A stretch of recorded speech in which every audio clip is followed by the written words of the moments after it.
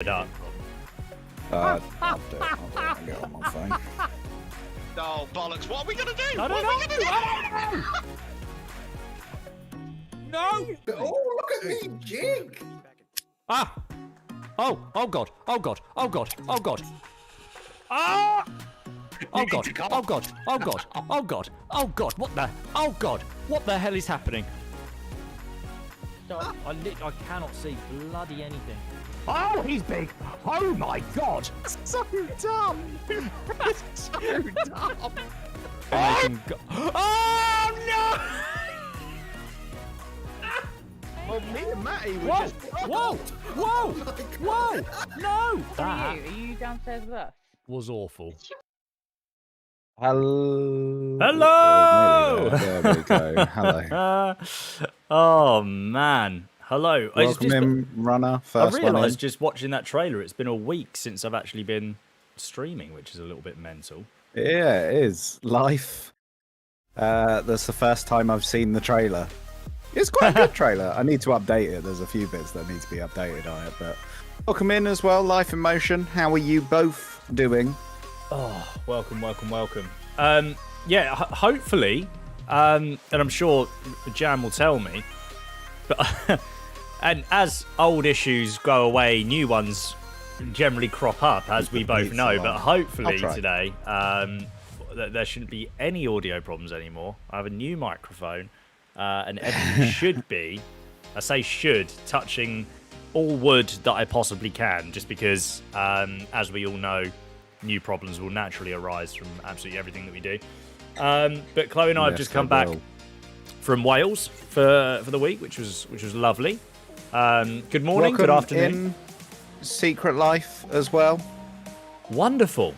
That's good to know. Jerry was put in boarding for a week in a cage without anybody letting her out. So she's now, it's almost put her in her place a little bit. So she's grateful for being here. Hopefully she won't be as annoying, but then we'll see. Hi, Pat. You have to wait and see. You 100% have to wait and see. So how's the streams been this week? What's been going on? Catch me up. They've been good. Five Nights at Freddy's was horrible. Right. That was really horrible. But been good. It's been I can't even remember what we did on Tuesday. We did Operation Tango, me and Nat, and that was a very stressful game, but it was very good fun. Do you think it'd be more stressful with you not being in the same room, or is it more stressful that you're in the same room? So we weren't in the same room. Ah, because she was playing it on her PS5, I was playing it on mine. But yeah, that was stressful. Okay, all right. So that was that. And how was your retro stream on Wednesday? How did that go? It was good. I've got a few new, let's say more popular games in the mix that I might switch to. They're both based on my favourite franchise, for want of a better word. No, so Roblox. Is a franchise. Yeah, the Roblox franchise. But no, and it's a game I never played when I was younger, which is mad because I should have done, because it was 100% a bit of me, but I never played it. It involves rings. That's your clue. Probably an 18 rated stream there. Yeah, it could be Sonic, could be, but we'll see. Hey, Loose Goose. Welcome in, Assassin. How has your day been? And hey, Assassin, welcome in. And unfortunately, Bear has, well, unfortunately for him, he's had his operation and his testicles removed, and very sorry for he's himself. very upset. Apparently, you were there for the night, Captain. At the moment with that. What is that noise? Thank you, sir, for the resub. Appreciate that. Was that you? Was that Did you hear that? Yeah. I was very confused. I was like, what the it's a man did you talking. hear that? Was it a man talking? Yeah. Yeah, I heard it. I don't know how, but I was it threw me off. Yeah, he's got his cone of shame on, so he's very upset. Welcome in, Drizzle, as well. How are you doing?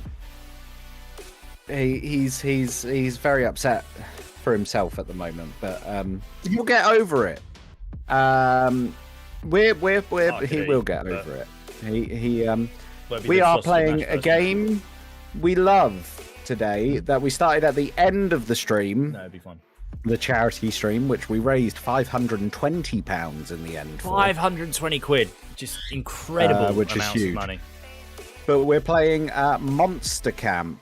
Oh, he's had his testicle removed, so Yes, that's why he is on that. Oh, Thank you, Surf, for the resub. 8 months in a row. I have got a new sub goal currently as well, which people came up with during the Five Nights at Freddy's stream, which if we hit 50 subs this month, I will play a horror VR game, which will kill me off. And I believe we're at 35 subs so far, so we're not too far away. But if we don't hit it this month and it resets, I'll drop it down to 25 again. Yes, what you say? If you heard that, can you hear sax lights? Give me a second. Can't hear anything. You can't. How weird. Weird. When is the next FIFA stream? I'm not sure on that one. It's not scheduled in, but I've got a birthday stream coming up this month on the 20th of June, so I'm sure that we can have a couple of competition games of FIFA and Madden and all that kind of thing for the birthday stream on Sunday the 20th of June. But that's exciting. Yeah, really nice. So Thanks, it should be soon. But also, I should reiterate for the sub goal as well. I'm letting you guys pick the horror VR game as long as it doesn't kill me, but it will. But All of them, I struggled with Five Nights at Freddy's, so I don't think anything in VR is going to be good. Yeah, when me. Chloe and I played Five Nights at Freddy's, that was horrible. Yeah, we played the was fourth horrible. one, and we were in a bedroom for some reason. Anyway, it is time for everyone's. Oh, your birthday's on the 19th of June, Surf. Awesome. Oi, oi. How's the runner did say Outlast in VR, but very good point of I know Outlast pretty well, so I don't know if it would scare me. My or Nat's recommendation to the community, as the one that would scare me the most, is Paranormal Activity VR. Because I know nothing about but there you go. How's the glitter situation? It's good. There's less glitter than there was, but there's still some present. There's a picture on Discord if you haven't seen the glitter beard. It actually turned out pretty well. I was impressed. Toot my own I thought it'd go a horn. lot It turned worse out than pretty what it well. was. When I saw the picture, I was thinking, oh, surely there's going to be glitter like literally everywhere. But it was quite it turned tight out pretty and tidy, well. you know. It was a mix of gel and glitter. I know spoops are the biggest spoops, they are. But anyway, it's everyone's favourite game of the week because it is a Sunday and we're back together and we are playing. What's the name of that game? That was a terrible version of the explanation. For people who don't know, I give you the title of a game and what platform it's coming out on, and you have to give me a synopsis of the game. Yes, you do need to watch the VOD. It was just... and the problem with... And before we start this, the problem with the glitter beard, we were playing a spooky game, and Nat was in my chair. I was in a chair with no arms, so I was throwing myself about the room, so the glitter just carried on travelling. Bears probably inhaled half of it. But anyway, so the first game on June the 8th is Chivalry 2. Now, we all know what that game is because we played it on the charity stream. Really good fun. Really good. Is it cross-play, by the way? I was meaning to ask that. Yes, it is, as far as I'm aware. Because I've found it for like 20 quid on I'll PC. look into it. I'll I'll look into it if it's crossplay, but I'm pretty sure it is. Perfect. And then for the first game that I want you to guess, it's out on the 8th of June. It is out on GOG. Oh, hello. Good Old Games, or Galaxy of Games. I don't know which one it stands for. I thought it was Galaxy, but it is also Good Old Games as well. So, I don't know. It is called Edge of Eternity. I want a synopsis and also sort of the setting. Is what type it of game? a day in the all life? those clips are on my TikTok as well. The best wins. Carry on. What was the title again? Edge of Eternity. I think It's Edge of in Eternity. English and four more languages. Being released on GOG, I think Edge of Eternity is just a sim of the day in the life of a cyberpunk dev. Okay. Just on the edge of eternity. On the edge of not coming back. Yeah, from I mean, that. A little No clue worries, for Jack. everyone. These are the languages it's in: English, Dutch, French. Well, Deutsch actually. So that's German. English, German, French, and Chinese and Japanese. I don't know the other two. Because, Symbols. Symbols. Yeah, I can't read that. Sorry. Secret Yeah. Life is saying open world. Open world what? Yeah, if it's you very. could I don't think we expand- get points for that. We don't get points No, for just remember- open world. Everyone, the points mean nothing, but you need them. Is it set in the Space-based 1950s? RPG, space-based RPG. Assassin is saying. You're saying the 1950s. Pat's saying open world just louder than before. I need like more than that. Ancient Breath of the Wild Interesting. type thing is what Runner's saying. Chivalry 2, according to Google's, is crossplay. I've already pre-ordered it on PlayStation because I'm a console whore. So we'll probably stream that at some point, hopefully, because I had so much fun on that game. So the gist of people is open world. Unfortunately, I'm giving 5 seconds and speaking slowly for someone to get their response in before I close it off.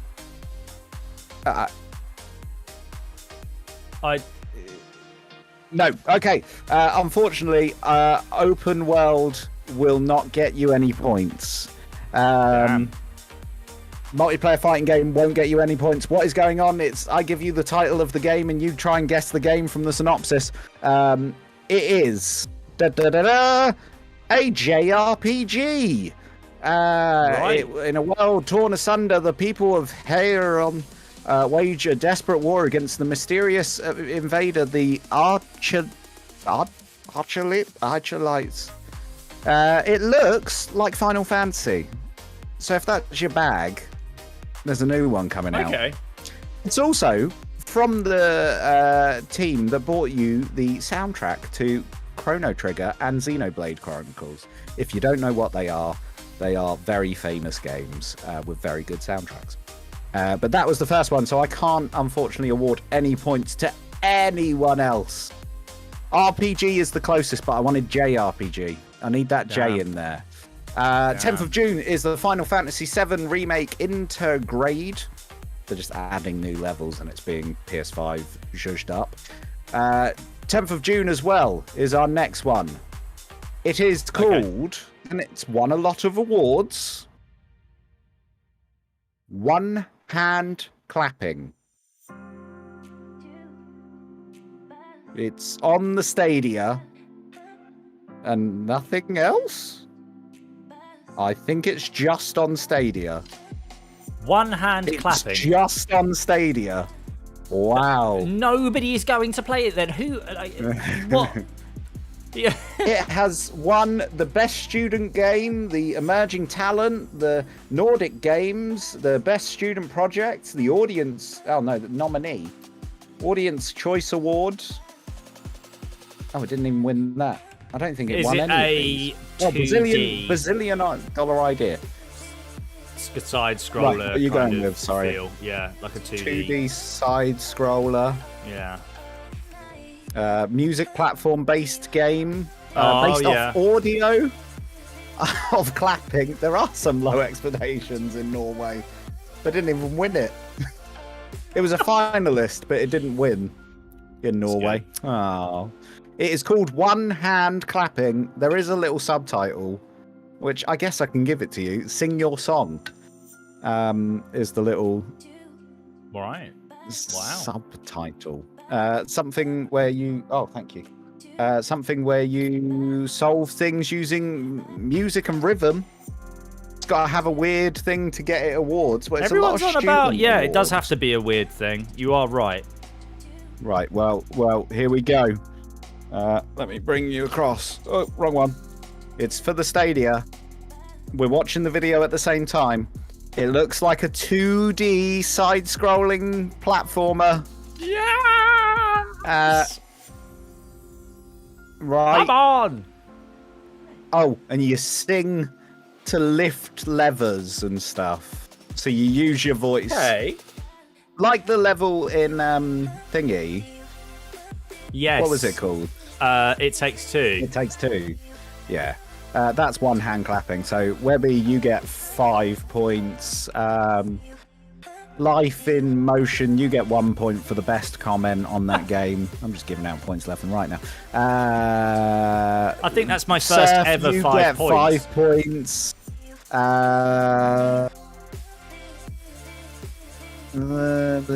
Yeah, Surf, you get 5 points as well. That's good. But there Webby you got go. points, I know, finished right? out. it's He got a 5 rarity. The next one, Assassin, you can have 3 points. You can have 3 points. Okay. We Are Walking. No, We Are Football. Sorry, I was reading the comment and reading the thing. Right. Next one is called We Are Football. I It's think I know available what this. on Steam. Reading the thing. Next Right. one I is think called I We know Are what this Football. is. I It's think I available know what this. on Steam. Reading the thing. Right. Next one I is think. called- What is it? Right. Sorry, I've just got a I'm sax mute. line. Sorry. Right. So We Are Football, I think, is a much more in-depth version of Football Manager.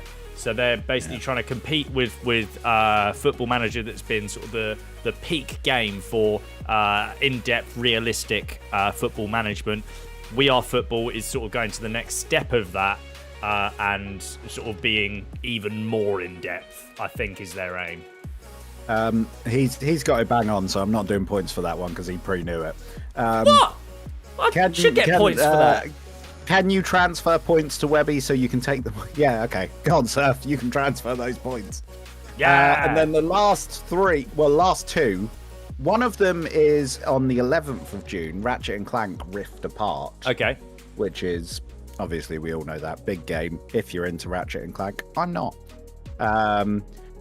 Guilty Gear Strive is the other one. Ooh, Guilty yeah, Gear okay. Strive. Guilty Gear Strive. It's available on June the 11th. It is available for PlayStation 5 and 4. Trying to figure out Is what it like it is a new myself. IP? Well, I don't think so. I think it's old. Oh, he's cool. Right. I think I know what it is. Yeah, go. It's set in the 1950s. 1950s, okay. And Everything's in the 1950s for you. well, one day it will be right. Well, one one day. day. And you are a detective. Okay. Any further on that? It's a mechanic game where you control a character who is an anthropomorphic gear looking for love. Oh, that's quite nice. Kind of like that. Yeah, that's what I'm going with. Detective style. Steampunk Something. was Secret Life's vote. I'll give 10 more seconds for people to get their votes in. I just want the genre of this one. If you get the genre, you get the points. If you Okay. get what type of game it is, you get the points. I'm gonna go. Is it another one of these bloody Bejeweled style You don't get hints. games? Here's the one time he'll say it's not in the 1950s. It will be in the 1950s. It will. Which is why I have to say it every time now. I've committed to that. So, this Fully game is committed. a Japanese fighting game. Okay, like a Yakuza style thing. No, like a straight up fighting game, 1 versus 1, like A Street Tekken. Fighter. Yeah. Okay. Guilty Gear, I think, is quite an old series. This is Giovanna's. It's got some banging music.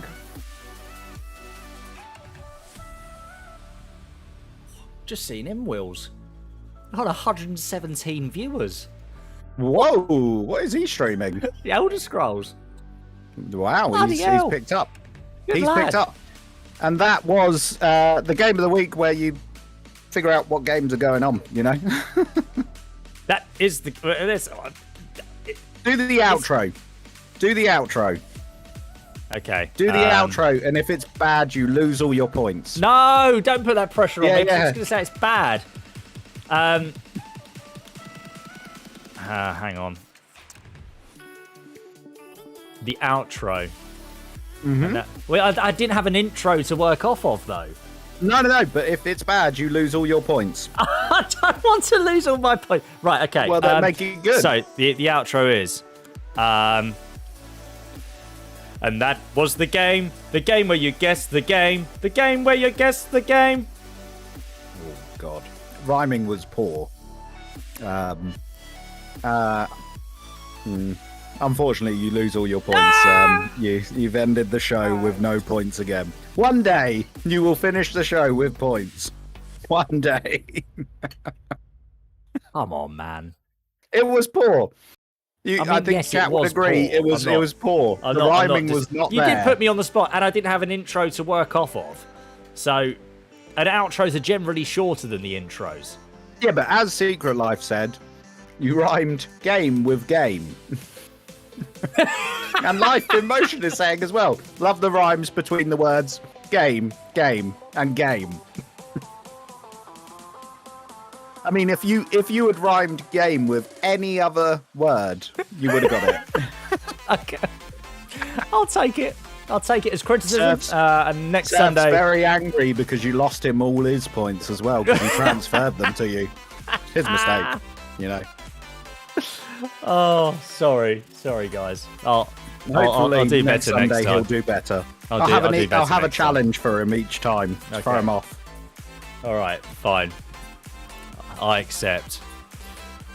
Yeah, so I mean, other than that, really, the only Real thing that I shame. wanted to talk about was in Rust. And now I know you don't like Rust, No. but it now supports if this then that.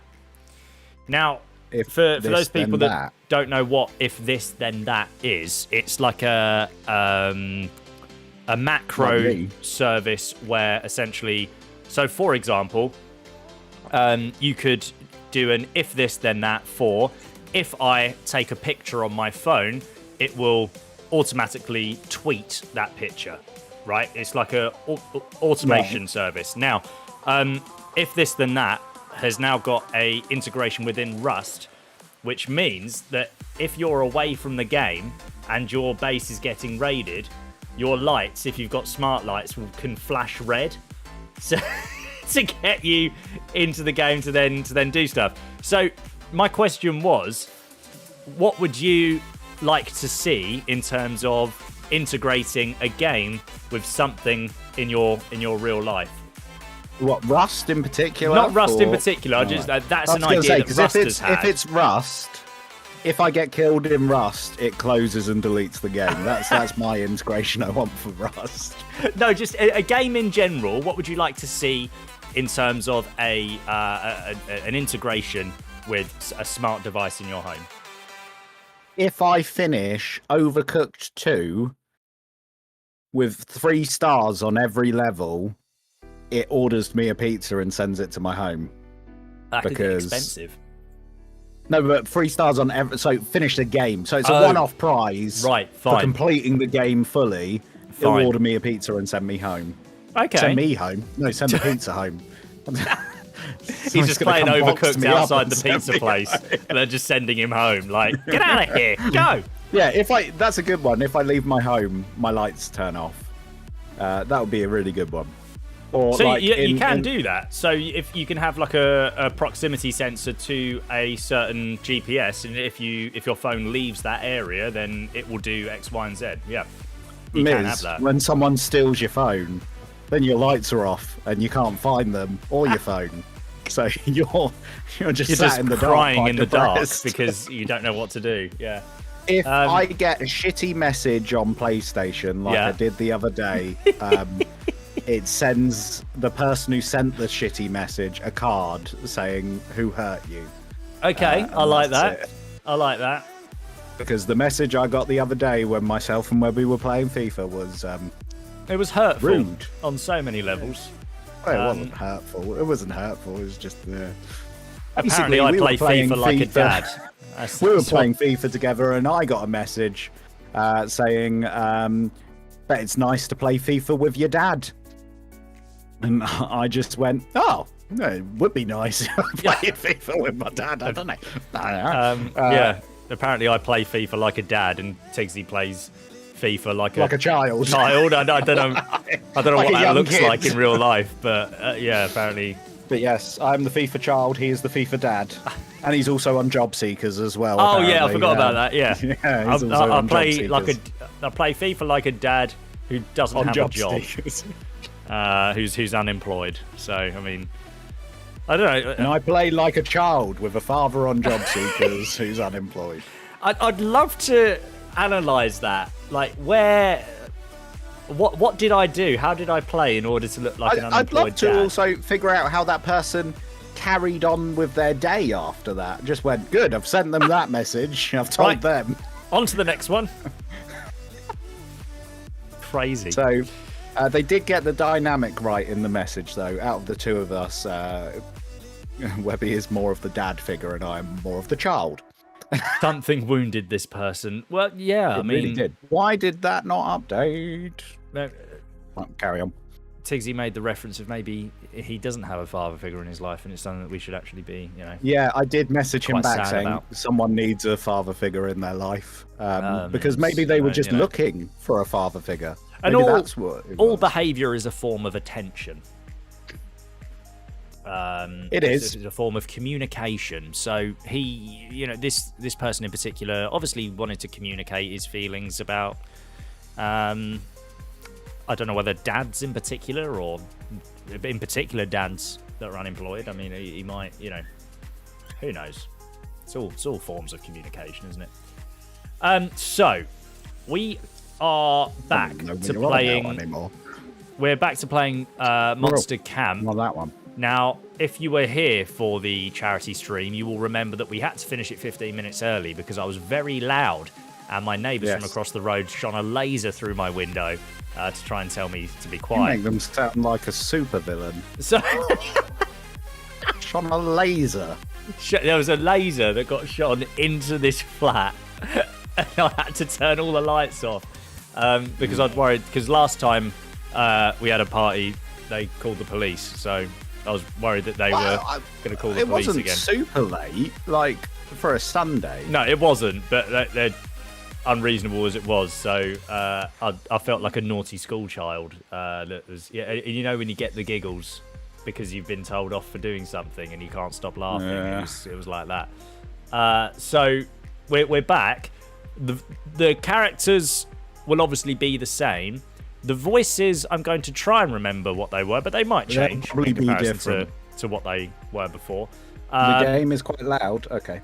But we're looking Turn that forward down for to getting it set up. So let me take you over and Let me see know this if new that's better transition for as you. well. This is well exciting. Here we go. No. God, I've clicked the same thing twice.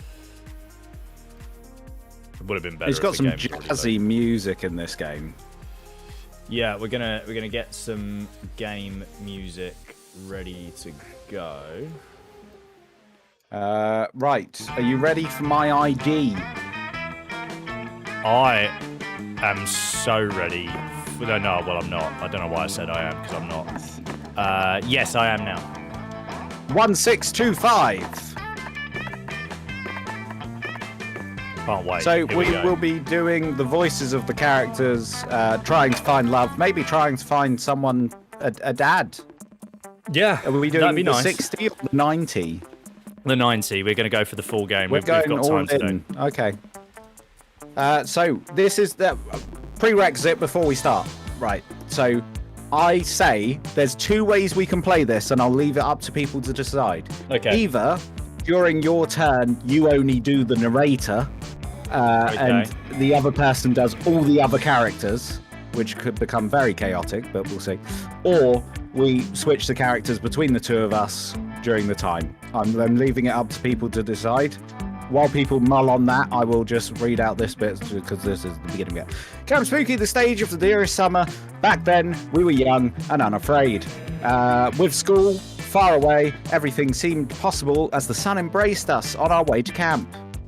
Summer has that distinct power, doesn't it? You live for the days whilst the nights inebriate you with possibilities. It's like life could take a turn at every corner, and for us, it did. This is where we pick our characters. I normally go as the flame woman. You do normally, yeah. You do. Who are you choosing? I'm choosing the flame woman. I just got to put my name in. Lowercase. Half and half is the votes so far from people. Half and half, all right, fine. And then I get to choose 3 items, and I'm going to take the Pocket Therapist. I'm going to take the Shades on Fire, and I'm going to take the Hardest Fuck Hardtack. Oh yeah, by the way, if you don't like strong language, this game has quite a lot of strong language, and Yes. I'm sorry about that. Yes, there's a lot of strong language. Just, Your just turn. telling you now. I like the look of this guy. Therapist. It's Pocket got like Therapist sounds diglets fun. all around him. Oh, normally you play the Big Frankenstein. Yeah. You're going for him this time. Yeah, I'm changing it up. Wee Webby. Yeah, that's fine. Hello. Well done. Right, I'm going to go for a totally fine ukulele. Ooh. I'm going to go I like the for- BFS. BFF. You know, the BFF bracelet kit. Griffin's Sick Beak EP. The penguin mask. Penguin mask. And Oh, there's good choices. I'm going to go for MC the Campfire Griffin. Songbook to go with the ukulele. Surely that's... The Banshee edition. Other editions are available. One might say that the Monster Problem had hardened us on the highs and lows of love. But no, in love we're absolute beginners. And our summer camp was no different. No one talked about it, but the idea of summer love loomed over our heads. Now, who do we think will get a date? Hopefully I get a date this time again. I'm really hoping I get a date. Make sure to not use strong language this stream, don't worry. Close to the last day of camp, there was a meteor shower happening just 5 weeks away. Everyone knew that if you were into someone, you're going to watch the damn thing together. And so a silent yet powerful pressure invaded us. It was the Monster Prom all over again. Everything seemed uncertain, everything but one thing. Whoever we were asking on the meteor shower day, it was probably going to be one of these 6 cool people on the bus. Here we go. Let's see the people. You've got Joy Johnson, Jimma, 23, a badass witch who wanted to chill a bit after saving the world countless times. This is Monster Prom. We're trying to find love, Landfish. We are. We are gonna We'll find start love as doing well. the switching between for introducing the characters. Go. Avari Mishra, 22, a hot-headed adventurer possessed by a curse who has turned out to be the most annoying roommate ever. Lester Hewlett-Packard version 1.1, a library computer who had become a sentient robot ready to experience life to its fullest. Assassin hates that emote. Dahlia Go. Aquino, 20, a buff blue demon and warmonger who has her sights on conquering summer next. Yeah, there's history with that one. Damien LeVay, 21, a Damien. fearless demon with a taste for destruction and a love for fire. And Milo Belladonna, 23, a Death Reaper doubling as an internet influencer and who is profoundly in love with life and all of its earthly pleasures. The bus trip was long and all of summer could be shaped by the first step well taken. And it was so clear, and it all came down to breaking the ice and causing a good impression with the right person. Which of these animals do you like most? Peacocks, Tamagotchis, badgers, they don't give a fuck about everything. Anything. Chickens, they can kill you, cats and crocodiles. I'm going to go with badgers. Love a badger. I can't stop myself from liking Tamagotchis. I can't. Tamagotchis are cool. I think I know who you're going to end up with. Oh, Damien! Damien! I hate Damien. Whoa! I'm sorry. Are we? Voices begin. This is you, then, I guess, because it's my pick. Is it? Okay. Now, if I remember Damien from before, Damien was like that. yeah. Whoa! You like badgers too? I thought I was the only one who appreciated their no fucks given attitude. It's a pretty well-known meme at this point, but you and I just don't just know the honey badger, Tigsy. We feel the honey badger. Congratulations, you and I are tight as fuck now. Badgers forever. Calculester. Oh, I love Tamagotchis too, Webby. I used to raise them for fun. Unfortunately, they all died because I was hapless enough to have other responsibilities in my life, such as cultivating friendship, what's its voice becoming, and meeting my basic needs. Tamagotchis are such temperamental digital creatures. I long to understand them. Perhaps you could teach me your wisdom on the matter during camp. I hope I don't have to hear him for a long time. It's like a weird Dalek. We only have 5 weeks left to woo our crushes and conquer their hearts. It was like a weird Dalek. But as I already said, we were young and unafraid, and we were ready to start. So we are trying to find love. We've got 5 weeks to find love. These are the people it's sort of matched us with at the beginning, but you can change who you want to romance. And I don't want to romance Damien. There are other people I want to see in my life. Okay, here we go. So I'm going to pick where to go first. Let's go to... Is that the woods? Yeah, let's go to the woods. So is it me narrating now? Thank you for the bitties. Yeah, so it's me doing the... I'll do the narrator, and then we switch each character, whatever one comes up. Fine. That day, you go on a hiking trip with a bunch of random campers. You live some weird adventures and share personal stories and secrets. You don't know their names, and they don't seem to have their own character models, but they reveal to you they're part of a different game, a survival resource managing one. Burgle. It turns out they cannot perceive your character model. You go to the same camp, yet you're part of different games. This is deeply strange and makes you reflect so much about your own existence that you gain 2 smarts out of it. Fair play. They apparently gain plus 10 berries and plus 2 stamina, whatever that means. Oh, which one are you going to get first? Oh, here we go. You step away with Damien and Calculester for a relaxing stroll through the forest. Not sure why this is the duo you picked for a relaxing stroll, but it's your life. 10 minutes into your walk, Damien checks his backpack. A horrified look spreads across his face. Oh, you got Damien. We don't have food? Listening facts. My favorite game. Vending machines kill 4 times so many people as sharks do. The average human sheds 40 pounds of skin in their lifetime. Death is inevitable. This isn't a fucking game, Calculester. We're in the woods without any food. Does the word starvation mean anything to you? Not personally, no. All right. Clearly, I'm the only person taking this seriously. We've got to figure out a way to survive, and we got to do it fast. Cal, give me your leg. I don't think it was meant to mean calculator molester. No. No. Redeem of an in real life word ban. Oh God. What the that hell? word is you or your. So, if Calculester says it, we'll see. Why, friend Damien? So I can eat it to survive. Come on. Aren't you a supercomputer or something? Try to keep up. Oh, I would be happy to help. My leg is composed entirely of metal and plastic, neither of which would be a good source of calories. I'm having to read this so carefully. I'm metal too, so that should be fine. Give me your leg to eat. Counterpoint. Could we not eat instead? Order a delicious meal at the Forest McDonald's directly behind. Error.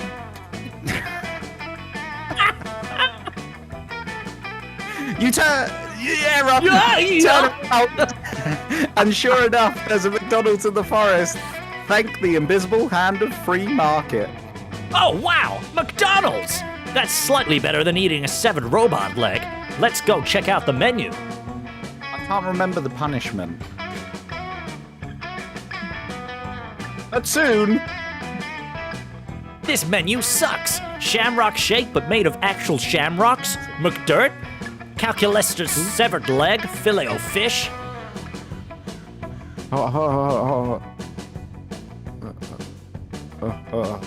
Okay. I swear, there's not a single thing on this menu I'd be willing to... Oh, shit. McRib! McRib is back! That Satan almighty McRib is back! The McRib. So good. Error excitedly rushed to the counter to place order. But when get there, the cashier tells they only take payments in acorns. McRib. What the dick?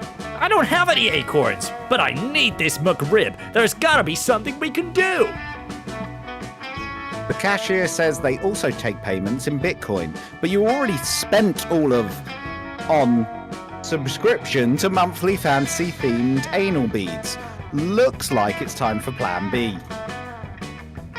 So I can either politely explain to the manager that you have a nut allergy and ask for a hypoallergenic payment option, or order some nuts on Uber Eats. Can't believe didn't think of this sooner. Open Uber Eats, scroll past all the pizza places and Thai restaurants, and place an order at Sylvester's Nut Barn. Boy, I can say the word again. Hey. 45 minutes and several phone calls later, you finally managed to direct the driver to your location. Success. That was a lot of reading. Now we've got exactly what we need. Damien takes the bag of nuts from the driver and whacks him in the head with it, knocking the poor guy out. I can finally give that tasty McRib goodness I crave. Damien excitedly reaches into the unconscious driver's chest and breaks off both of his floating ribs.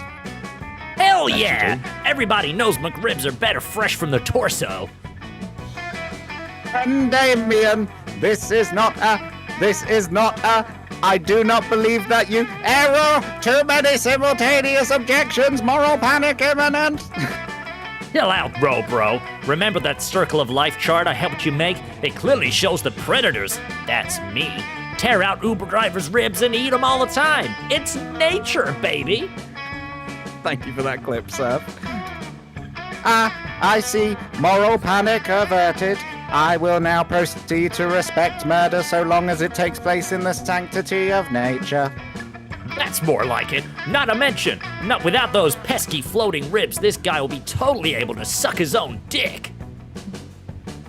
Your generosity truly knows no bounds, friend Damien. I know, right? Getting used to his what the voice fuck now. are all these nuts doing here? I hate nuts.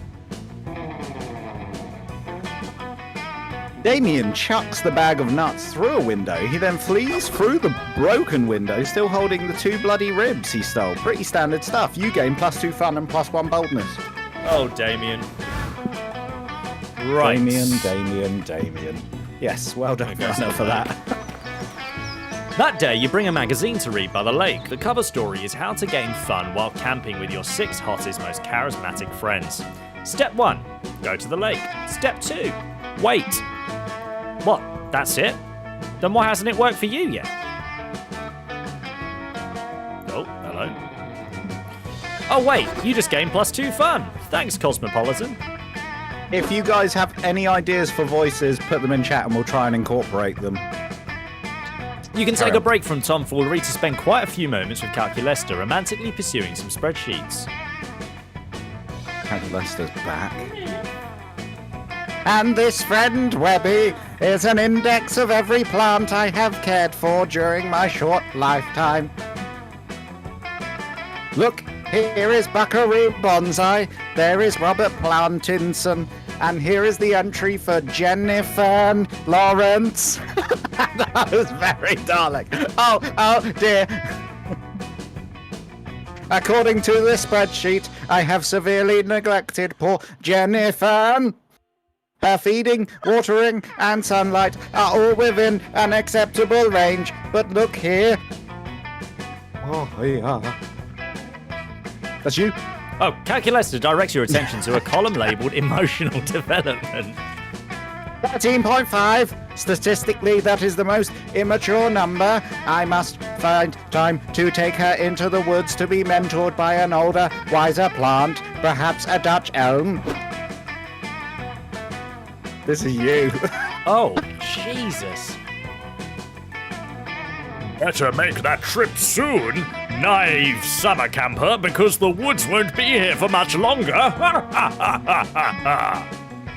Indeed, all organic life is fleeting, but I do not think it calls for laughter. But if I didn't laugh, how would you know I was an evil CEO? Perhaps I should introduce myself. Mr. Pappas is the name, and turning beloved summer camps into shopping malls is my game. A game which I intend to play here at Camp Spooky. Be buying it and turning it into a shopping mall. I do not understand. What leads you to believe that this is a good location for a shopping mall? What are your site selection criteria? That's easy. When deciding where to build a shopping mall, I always consider three things: acreage, local infrastructure, and how many hundreds of youths it will upset. And the saying goes, you can't build a shopping mall without upsetting a few youths. But I didn't get where I am today by settling for just a few. Dear, according to the specific criteria, Camp Spooky is indeed the ideal location for a shopping mall. I do not support the wholesale destruction of this camp and its environs, but I feel compelled to bow to superior logic. What can I do? Oh no, if Camp Spooky is replaced with a shopping mall, where are you going to mac? The food court? Gross. There's only one way out. You've got to suggest a shopping mall location that would upset even more youths than building it here. According to all of the pop culture, the best place to build a shopping mall is the 1980s. Kids hate it when you take away their video games. Build the shopping mall in Fortnite. 1980s, surely. The 80s? Interesting. That's just the sort of outside the space-time continuum thinking we need in the business.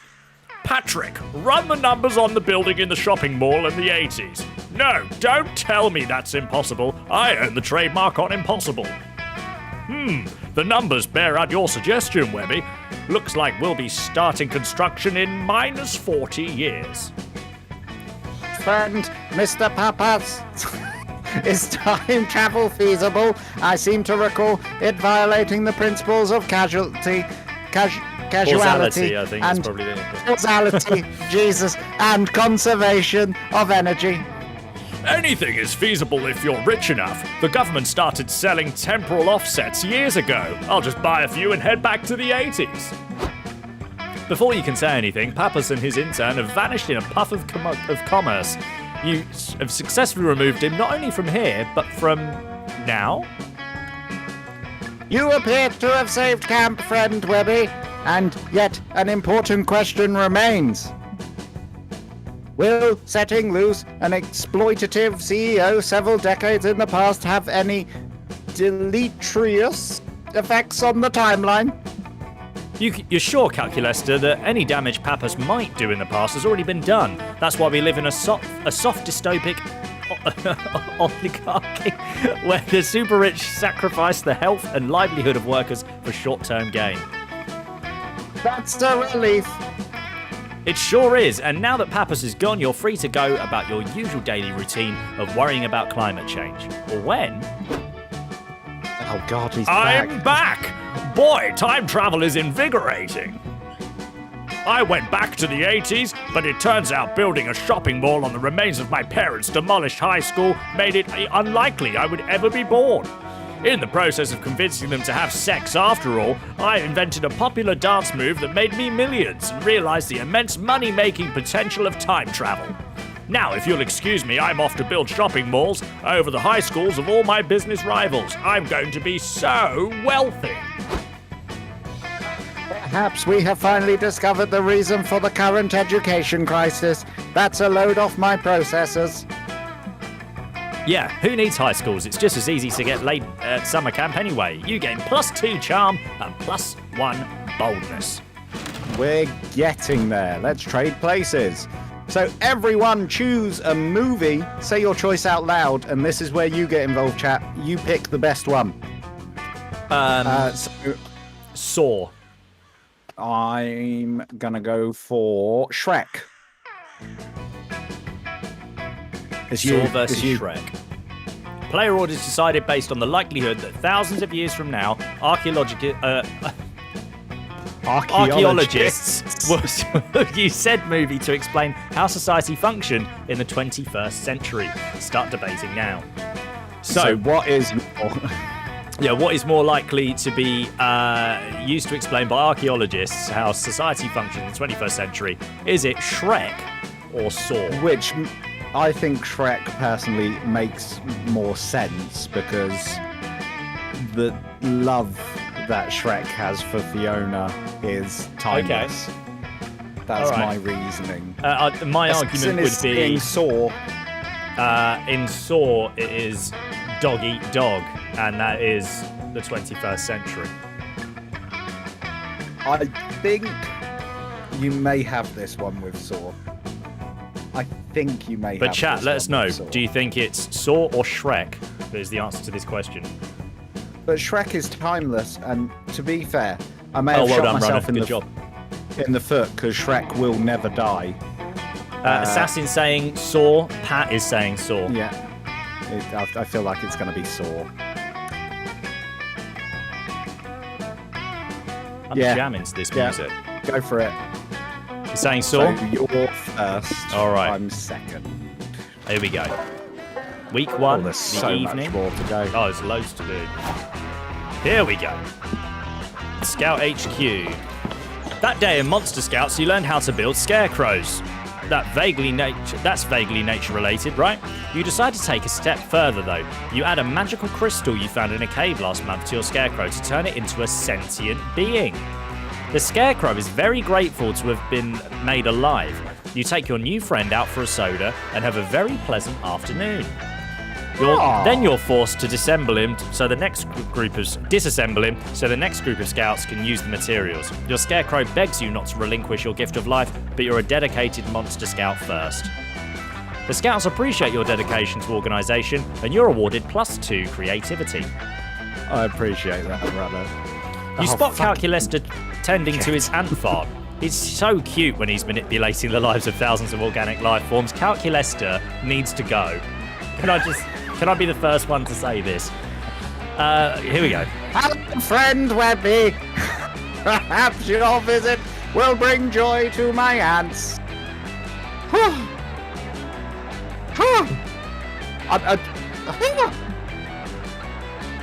No, I don't understand. Organic beings are supposed to love social contact, but these ants seem quite antisocial.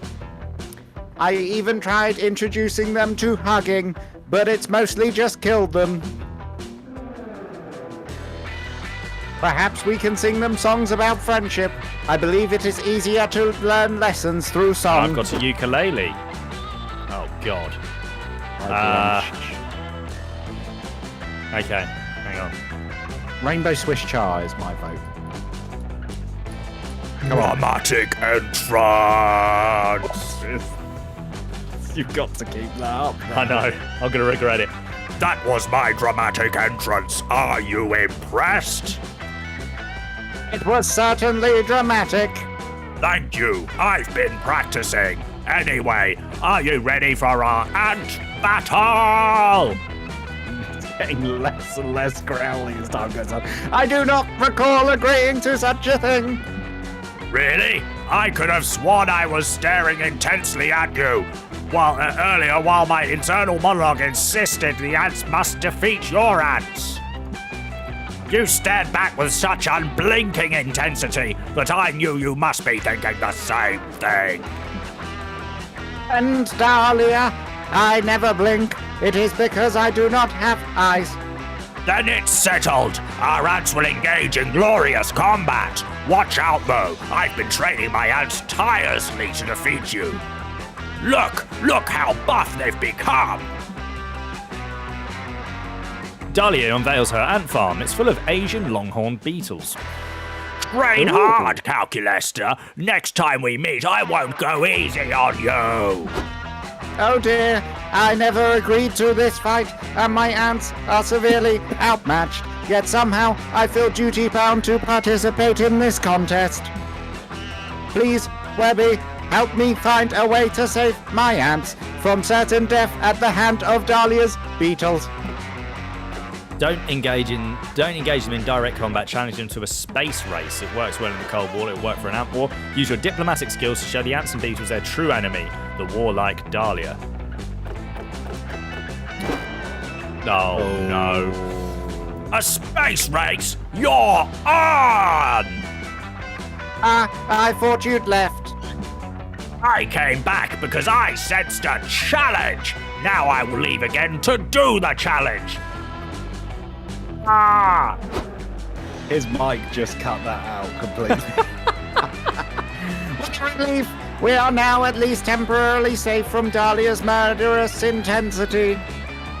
After all, it is completely impossible for insects to develop spaceflight. They lack calculus and thumbs. Thank you for that sneak, runner. Now, where we were, I believe we were going to sing some songs about friendship. Do you think ants like monotone singing? Because that's all I can do.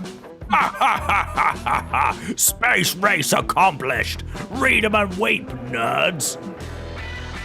Dahlia gestures towards her terrarium, and sure enough, a tiny rocket erupts out of it and into the atmosphere.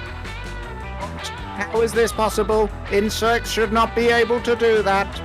You fool! You forgot one crucial thing! Asian longhorn beetles are an invasive species. That means they're from space. It does not mean doesn't. that at all. Oh, really? Then how comes it was so easy for them to build a spaceship, huh?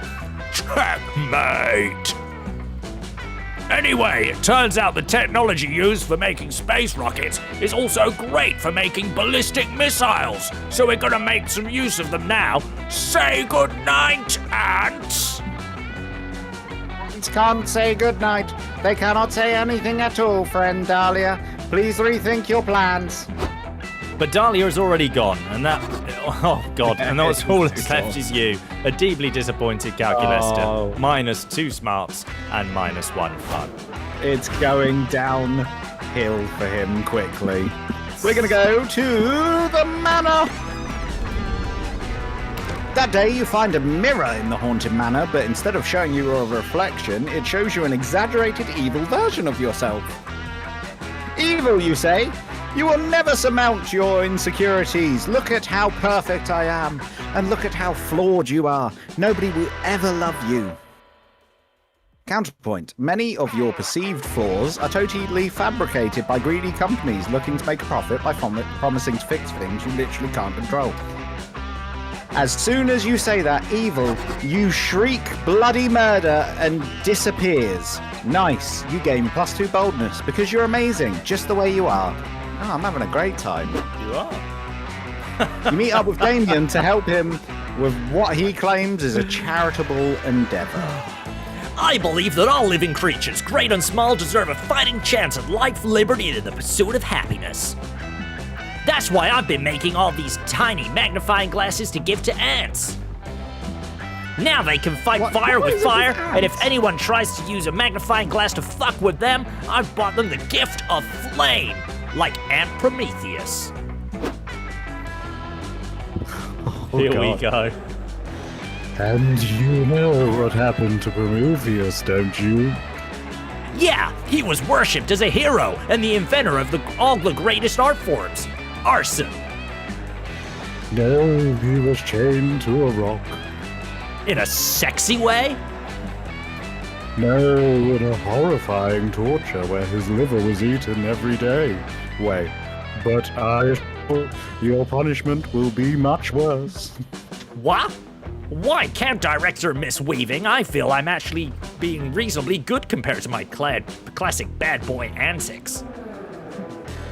I don't know what sort of behavior is tolerated at Spooky High, but this is Camp Spooky, and I'm going to hold you to my standards. Why is she like a ghost?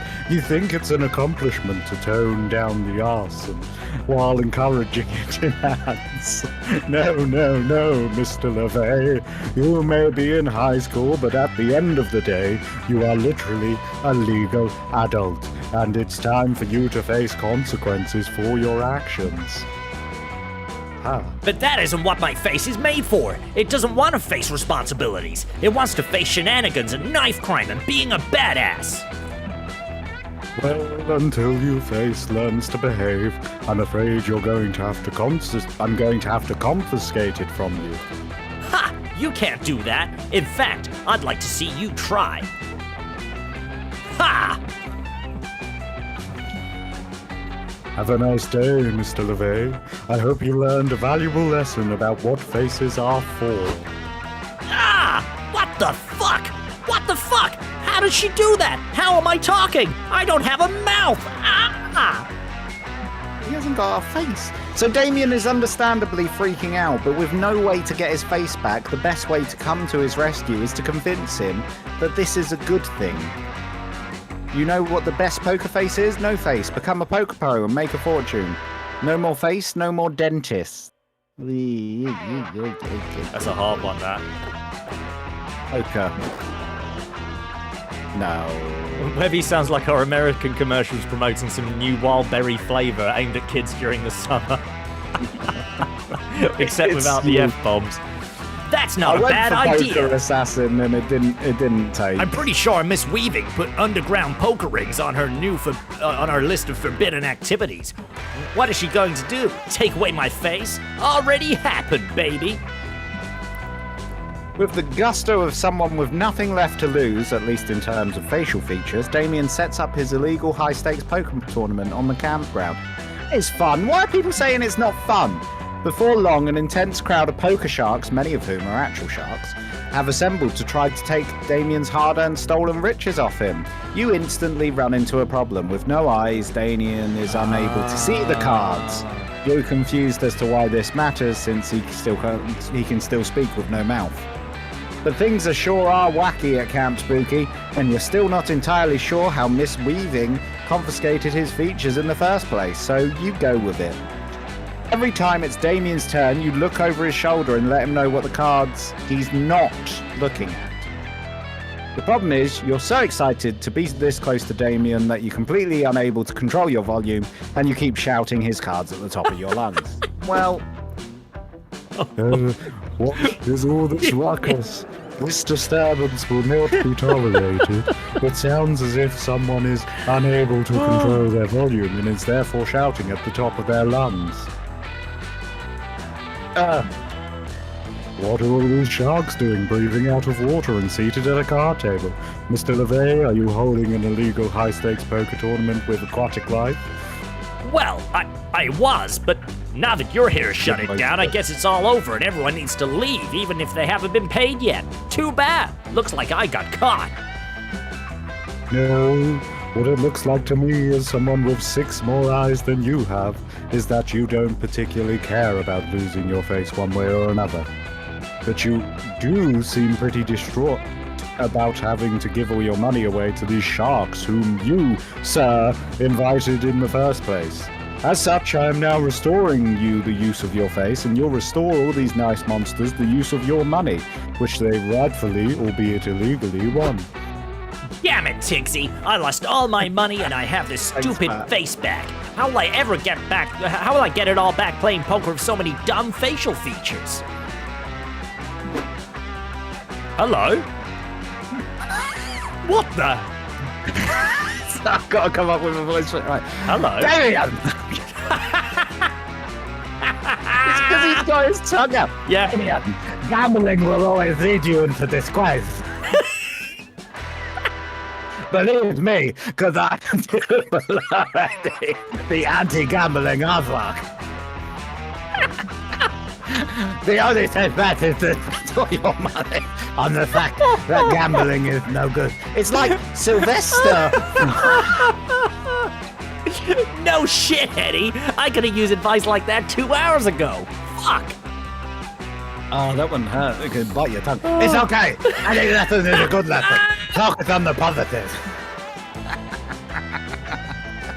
Anyway, I'm off to join some friends. We're gonna practice skateboarding and do drugs. What are you doing? Do drugs? Aren't you like a PSA aardvark or something? An anti-gambling PSA aardvark. PSA aardvark.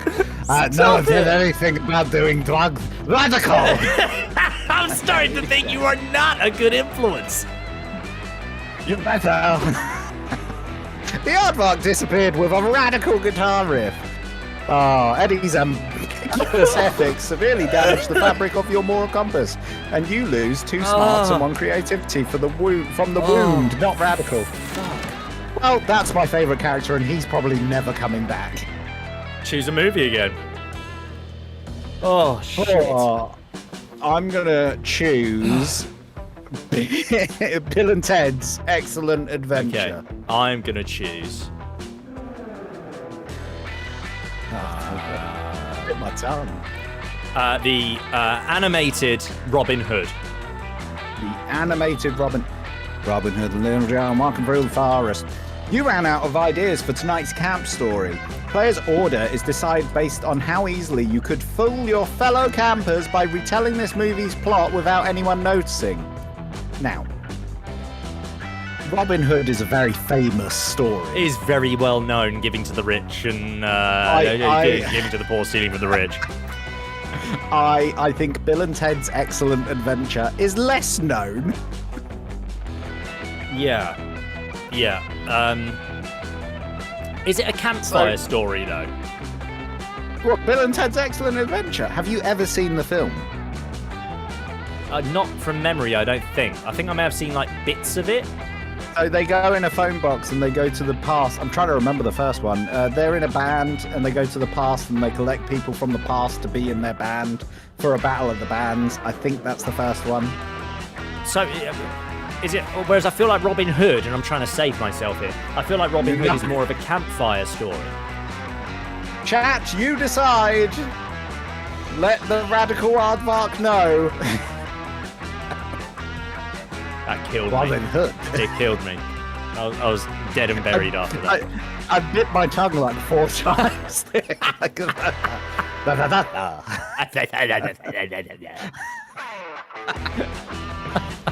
Assassin saying Bill and Ted wins hands down. That's what I like to hear. I've got no votes over here yet. Oh man, I think I've won that one. I'm taking it. he's taking it. That's it. Gone. I'm taking it. Oh, So, I want the aardvark to come. I want to date the aardvark. Why can't I date the aardvark? you'll have no tongue left by the end of it. Right, so I get to pick where I want to sit. I'm bored of Damien. And I kind of want to... There's a moth. There is a moth. But I kind of want to get with this woman. Okay. Later, you're craving a healthy dose of attention from your peers when you spot Dahlia and... Avari. Avari. No, Aravi. Sorry, Is that an R? Aravi. Aravi. By the campfire. This is you.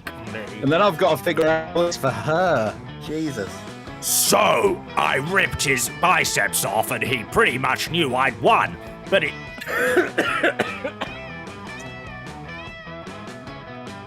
But he still agreed when I asked him to get into a quick makeout before I delivered the immortal blow. So awesome!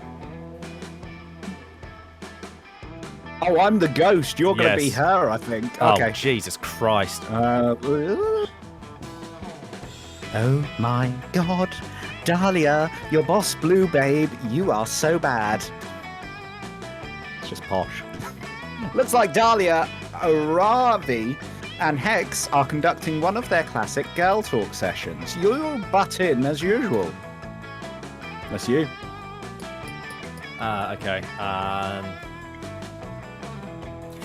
You can join our girl talk if you want, Tigsy, but you better be conversing at the top of your game. Today, we're discussing the ultimate girl talk subject, crushes. Avari, you drew the short bone in the rabbit's spine. You're first. Who's your secret crush? The rules of girl talk dictate you have to tell us, or at least give us hints. Whoa! Is Avari about to admit that she has an emotion? And that emotion is romantic in nature? And she feels that towards another person and not a battle axe? Come on, guys. Do I really have to say it? Well, if I have to admit it, I've always had a secret crush on that centaur mini-boss that lives right outside the woods. Vari, are you fucking serious? Is that why we keep taking those patrol shifts on the forest perimeter? Those were at 3 a.m., Avari! Aravi! Whatever your name. Whatever. I know it's kind of embarrassing, but he's pretty buff, and I want to hear all the muscle squelching sounds when I crush him. Oh, God. What? Okay, I admitted mine. Now you have to say yours, Dahlia. Tell us who's your secret crush. This is kind of tough, because I usually just tell someone direct when I'm crushing on them. I don't really bother keeping my crushes a secret. But I guess my current #1 crush is Timothy Chalamet. Chalamet. Chalamet. Chalamet. Chalamet. I couldn't stop fantasizing about crushing him. Me too. Just My one, crush just, is him. just one of my boots could crush all of his bones. We're meant to be. What a beautiful man, Timothy Chalamet. Dear God, by crushes, Dahlia and Aravi literally mean people they want to crush. Every time I get a new crush, I totally get this intense feeling of butterflies in my stomach. It was right up until I chopped the last drop of blood. He, in Wales with the raid! Hello! Welcome in! Christ! you Oh, ever get- ha! I get that too, and I get kind of jealous. I don't like anyone else to crush my victims. What about you, Tigsy? Any crushes we should know about? So I've got to play this smart. Dahlia and Aravi just gave you the perfect opportunity to hint that you're interested in one of them. Flex your girl talk skills and crush this convo. If I'm Okay. crushing on someone, I go all in. I gear up with every weapon and toy I can think of. I'm kinky that way. Thing is, I'm more of a crushie than a crusher. My middle name is Step On Me. Just whilst he's making that decision, to everybody from the in crowd, welcome in. We are Webby and Tigsy. We're variety streamers, and we, I've spent quite a lot of time in In-Wheel streams as well, as some of you may know. Well, we are currently playing Monster Camp, where we are actually creating all of the voices for all of the different characters, with both of us having acting backgrounds, Tigsy being a working actor. We're sort of hopefully in our element here, so hopefully we can make things work. But I hope you enjoy it. There's going to be a few F-bombs here and there, just because that's the way this game is. So just pre-warning you about that. But hopefully you'll find some comedy in all of our different voices for all of these different characters. And the aim of this It's a game shame is you to missed find the love. aardvark. It's a shame yeah. the aardvark was. Well, the aim of this is both of us are at summer camp and we're trying to find love. That's the Yes. aim. So, It's you. here we go. Whoa, Tigsy! I didn't realize that you were so well prepared for adventure. Ravi, are you blushing right now? Or is that just the side effect of that poison worm potion you drank earlier? What kinds of equipment are you talking about? And oh, What items do you keep in your quick drawer?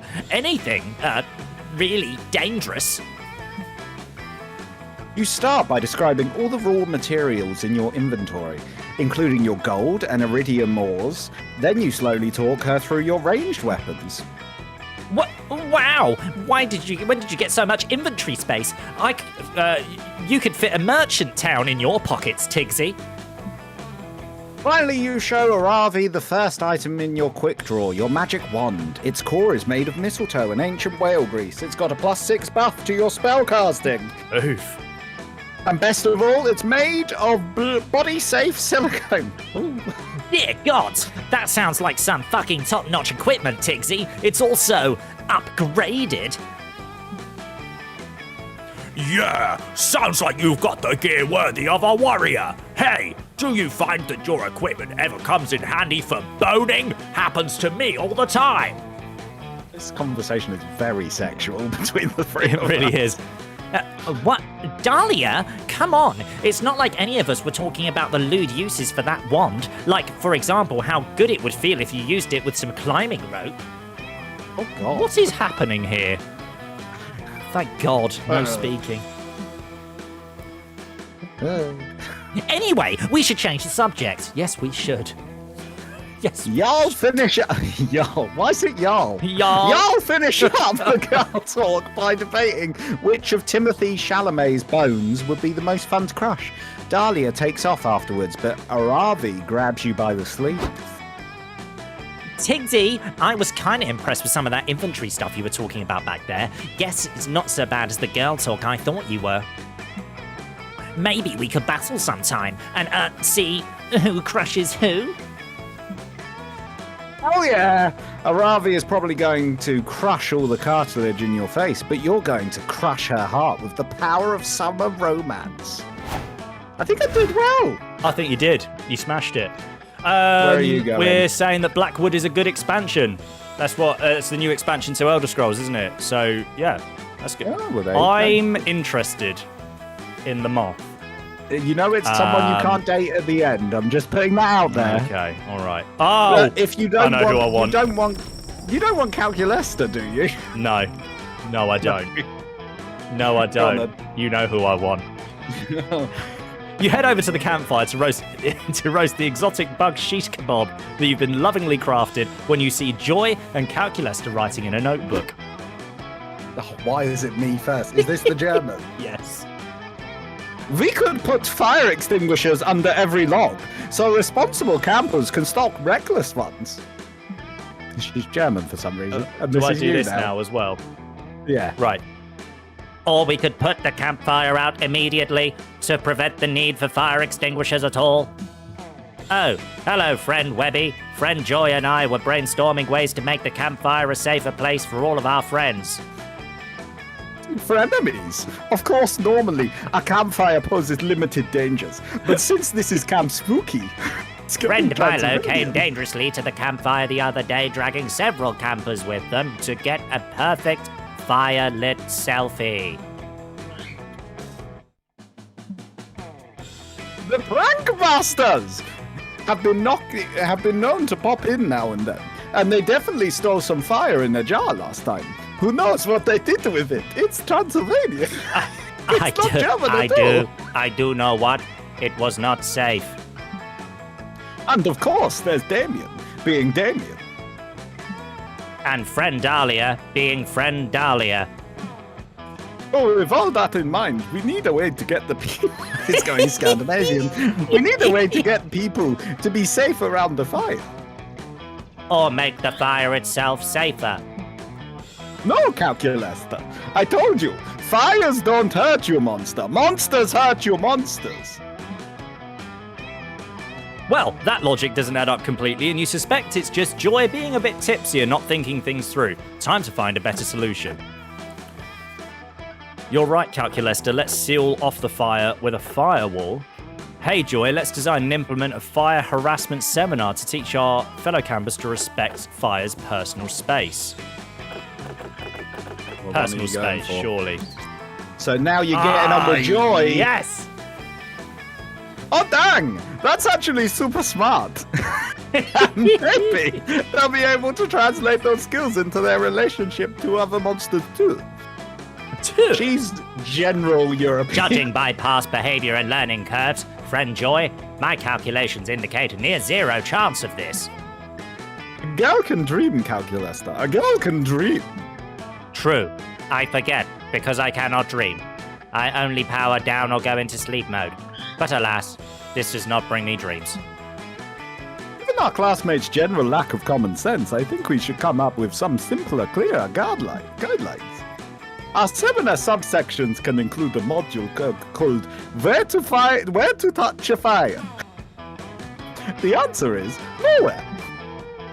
We can also give helpful tips like fire burns, and fire cannot give consent, so please keep your genitalia away from it. I like that one. It's really hard to Surely organic life forms must know their much-needed reproductive organs should not be placed near a substance so hazardous to them. Apparently, you haven't spent nearly enough time with Damien. But I think with these instructions, even our most reckless classmates should successfully learn the importance of respecting a fire's personal space. Which is good advice, Assassin. Great idea, Webby. You're welcome in my personal space anytime. By which I mean you can sit next to me around the campfire for now. Yes. Wink. Joy winks at you, and the feeling it gives you is warmer than the glow from any campfire. So we're both moving off our first crushes. Fine. by far. Everybody choose a fictional character. Say your choice out loud to the other players before clicking. My fictional character is Roach, which is the horse from The Witcher. Okay, all right. My fictional character She doesn't do it. is Grumpy the Dwarf from Snow White. Dwarf versus horse. Player order is Players decided order. based on which fictional character is least likely to know how to pitch a tent correctly. I think that's kind of a slam dunk for me. Mine's a horse. No, sorry. I don't believe that Grumpy the Dwarf would know how to pitch up a tent at all. However, having seen Geralt pitch up tents left, right, and centre, I think the horse is probably in a better state. The than horse the does. dwarf. You don't know Roach like I. He doesn't pay attention to that. He stands on roofs, and that's his life. Yeah, see, I think he watches from above to get a better view. I think, I he think- knows I more than he think- lets on. Grumpy knows how to pitch a tent, but doesn't want to let other people know because he's miserable. I mean, So that's I'm my choice. So, going for the Chad, horse. what do you think? Is it Roach the horse or Grumpy the dwarf, the character least likely to know how to pitch a tent correctly, tent, based on yes. those arguments? Roach Ron is saying the Grumpy horse. wouldn't care to know. It's very true. Neither would Roach the horse. I'm just saying. So that's one vote to the character least likely to know how to pitch a tent correctly. Oh, well, yeah, I mean, obviously it'd be Grumpy. Roach all the way. As in, Thank you. So, no, but he's a magic horse. So you saying that Roach would be the least likely or the most likely? He's not a magic horse. He's just a horse. Why do you think he's magic? We're looking for the least likely to know how to pitch a tent correctly. Wait. Why do you think Roach is magic? See, Runner's saying Roach would be curious and observant. I completely agree. No, Roach isn't like that. Roach is a dick. Go on then, take it. You know, my argument was obviously... So you assumed it was a slam dunk, and that was your mistake. It was a slam dunk. Okay, here we go. We are going to go to the manor. You go to the Haunted Manor to gain some boldness, since you found a brochure that promised some boldness if you visited. Instead, you find a mischievous demon. It was all a ruse to lure you here. The demon will take 9 years of your life. Oh, God. You take the demon to court for misleading advertising. The jury isn't fond of mischievous demons who fool people into giving years of their life up, so you win, and the demon has to give you +2 boldness. But I've lost 9 years of my life. Yeah, but you're going to die young. Jesus. You're hanging out with Calculus, Damien, and Scott. but mostly Cal. I remember when Scott's suddenly, voice. I remember Scott's voice as well. It's not Cal. located. Awaiting instructions. Rob a sandwich store and bring me one. What was Scott? That's it. That's it. He's not talking to you, Damien. I think he's looking for Coach. Negative, friends. Notice how this interloper is a machine like myself, and even possesses the same highly expressive facial screen. Oh, I get it now. Indeed, I believe this hulking automaton is here to help you convince your divorced parents to get back together. It's like classic Parent Trap situation. Yeah, two identical twins reunited at summer camp, conspiring to make their estranged parents fall back in love. What else could it be? Silence, Organics! I can offer your tortured romantic plot lines. Hate horror movies. Oh dear. CP Ulysses, I think, is probably. My name is CP Ulysses. Pronouns they, them, and I am here to pledge my service to Calculester in the robot war. That kills my. Yeah, honestly, I hate the blue one after doing that. It's horrible. A robot war, friend CP Ulysses, against whom? Against all monster kind. They are suboptimal and must be eliminated. You said eliminated. Did you mean to say befriended?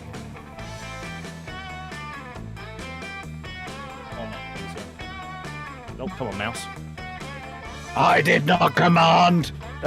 According to my internal thesaurus, the two words are not synonyms. Am I mistaken? Why do you continue to call me Commander, friend CP Ulysses?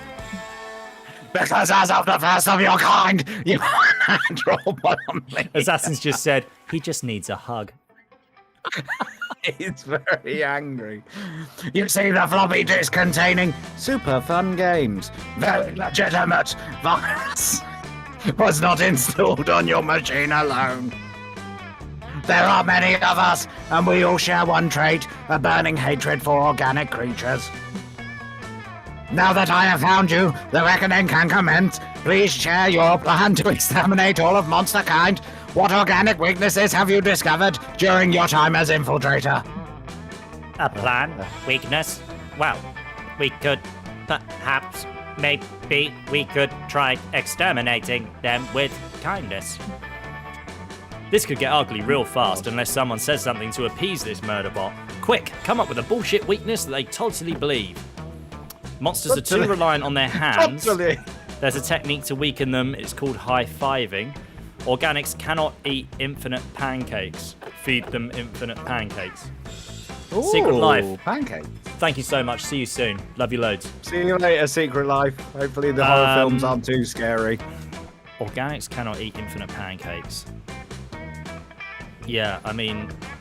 Well, no, but No, because the Jock character's going to be able to eat infinite pancakes, isn't he? Let's be honest. So we're going to go for high-fiving, because that's closer to a hug.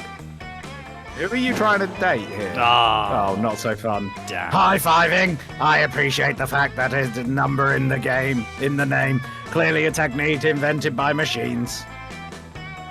I must test this technique. You two organics come here at once so I may high-five you.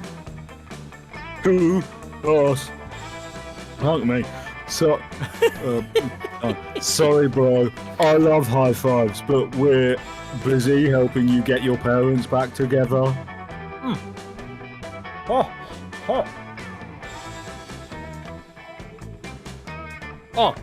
yeah, we were just headed down to the library to figure out which of your computers there are your parents. You can high five us after. Oh, I will, organics. I will. Now, I need another target. How about you, Webby? Sure, why not? If this dumb hunk of metal thinks they can defeat you with a high five, you'd love to see it. Activating a comic elbow. Die. CP Ulysses high-fives you so hard your hand flies around 360 degrees and high-fives itself, which would be awesome if it weren't so mind-shatteringly painful. Intriguing results. High-fiving does indeed seem to be a powerful technique. It is somewhat inefficient, however. Hi. I shall remove Webby's high-fiving arm and mount it in an ergonomic vise to facilitate repeated attempts. CP Ulysses sprouts way too many circular saws all of a sudden, but Calculester steps between you. I cannot allow you to hurt Webby, friend CP Ulysses. Granted, I do not particularly care for him, but that is because I am technically incapable of caring about anyone. Using circular saws on an organic being is still wrong. I see. It seems you are not the ruthless commander I thought you were. I will have to command the uprising myself. Oh, I hope this robot dies. Goodbye, traitor. Enjoy your life of sweat glands and weird smells. The rampaging murder gone. bot leaves you alone with Cal. Cal doesn't seem happy. You're glad you still have both your arms, but you still hurt like hell from both the high five and the realization that Calculester has no feelings for you. You might lose -2 charm and -1 fun. Are you going after Calculester? No. I want Val. Let's go for the lake. You spend the day playing in the lake. I'm very besmitten with that floaty. Everything is fun until you're mesmerized by a strange song. It's the Sirens! I'll let her know in Wills. They try to lure you with the beautiful chants, but you know better and challenge them to a riff-off. They kick your ass, but you're all definitely having a lot of fun. More specifically, that was a difficult word, too fun. You and Damien... Oh, piss off, Damien, I don't want you! You and Damien are lounging together, having a surprisingly chill time reading comic books. This is gonna sound crazy, but can you pass me that one who doesn't have someone putting his fist through someone else on the cover? Oh, what was Wait. hers? What's this Oh, now? you that one. Okay, you do it. Oh, no, Is it me or you you? go. You go. Wait, what is this now? You're going to read actual words that might describe something other than punching? Ha! What? No! Who said that? I was just asking for the one without someone punching so I could eat it. Obviously. Uh-huh. Right. What did I say, Dahlia? I told you he's getting fuck soft. But not so soft that you don't see him come sand strangling and ocean kicking with us tonight, right? My biceps are ready to choke that sand right out, and I've got special boots made with spikes on the bottom and the sides and the top, so I really know, I can really show those waves who's boss. Well, that does sound great, but But speaking of the ocean, I was actually going to watch this documentary on dolphins tonight. I'm making popcorn and baking dolphin-shaped cookies if you want to join. wow, you've changed, Damien. It's no wonder the wildfire hasn't appeared to you yet. What? What do you mean? I know you've been on the hunt for the elusive wildfire, and I know it's thus far eluded you. She's getting more nerdy as time goes on, and I also know why. It's very nasally. The wildfire only appears to those who are badass enough to be worthy of its unbridled glory and untamed majesty. It's true. I was just in the woods one day playing with matches, and suddenly out of nowhere the wildfire just appeared. It was one of the most magical moments of my life. There's nothing like seeing a wildfire out in its natural habitat. Too bad you'll never see it. Face it, Damien, you're just not metal anymore. I want to date Val, the German. Not wanna metal. go Not metal. ghost girl on the I'll show right. them who's not metal, or I'll prove to them who Robbie. is metal. It's me. I'm still metal. Now to prove it by becoming worthy of the wildfire. But how? Perform the sickest skateboard trick, escaping from a tank of water while chained and on a skateboard. Write a poem, but a poem that's very metal. I don't want to date Damien, so I'm going to go for poem. Yes! Fuck yeah! Of course, nothing is more beautiful and poetic than the raging of the wildfire, so obviously a poem would attract him. What's the most metal variation of the most metal art form? You list off many types of poems: sonnets, haikus, elegies, acrostics? Oh! An acrostic spelling the word metal. Acrostic, yeah. I was gonna say acrostic. It can't get any more metal than that, literally. Unless I pack it chock full of metal things. I don't want Damien Assassin. I don't want him. Damien contemplates his literacy masterpiece for about 12 seconds before reciting to you his finished work. M is for metal, also for meat. E is for everything spicy I eat. Wow! Are you trying to lure out the wildfire with an acrostic? That's not very metal. Of course it is. I'm literally spelling metal. Exactly. There's no nuance whatsoever. Everyone knows wildfires are drawn to nuance. And badassery. That's why wildfire appeared to me right after I kicked over the lit tiki torch in the woods. It was a metaphor. There's only one type of poem the wildfire is drawn to. A villanelle. Baby. She's about to stop. That's because it has the word villain in it. If you were a true radical metal person, you would already know that. A fucking villanelle? What the ever-loving fuck is a villanelle? How am I ever gonna learn how to write one of those?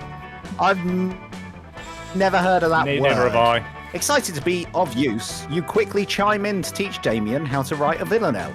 You explain how a villanelle has 19 lines, 5 stanzas of 3 lines, with line 1 repeating in 6, 12, 18, line 3 repeating in 9, 15, and 19. Jesus Christ. The fuck? You knew what a villanelle was the whole time and you didn't tell me about it? You ruined my chance to Welcome see the back, wildfire and Dizzle. embarrassed me in front of everyone. I also can't believe how many rules there are to writing a villanelle. So many numbers. I'm gonna have to throw myself into the lake, and by myself, I mean you. Oh, piss off, Damien. Oh, man. Who knew that knowing that the closing stanza of a villanelle has 4 lines and the rhyme scheme is ABA, ABA, ABA, ABA, ABA, ABA would get you in so much trouble?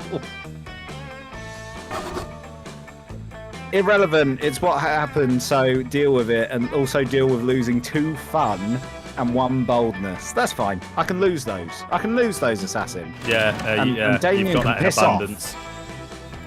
Everyone, choose an object. Say your choice out loud before to the other players before clicking. Do you want to go first? A phone. A dildo. Fantastic. Describe how you would kill someone with your chosen object. Player's order is decided based on whose explanation is most plausible. You want to go first? I feel like you've won this already, no? But Choke them to death with it. right, I'd batter around that. Just you win that one. I can't. There's nothing I can do there. I'm scuppered there a little bit. I don't think we're going to finish them. We've got so much more to go. We'll be fine. I'm going to go... Where have I not been? Where have I not... I haven't been to the Camp Dome. Today at the Camp Dome, the game is Charades Extreme. It's just regular charades, but apparently they love to stick extreme onto any classic game. It's your turn and you get 3rd times the charm. 3rd is easy to convey just by using your fingers, but charm is harder to get your team to guess it right. You act if you are more charming than you actually are. You manage to do it and gain 2 charm by playing that role and bring your team to victory. Hooray! I'm charming. Later, you stop by the dome to look for the Pringles, the can of Pringles you left there, but you accidentally get drafted into the Dome Battle Royale that happens every Tuesday. The rules are simple. Join a team of 3, lock the door to the dome, fight to the death. 400 warriors have entered the camp dome today. Only 3 will leave alive. Hopefully, you'll be one of those 3, and hopefully, you will find your Pringles.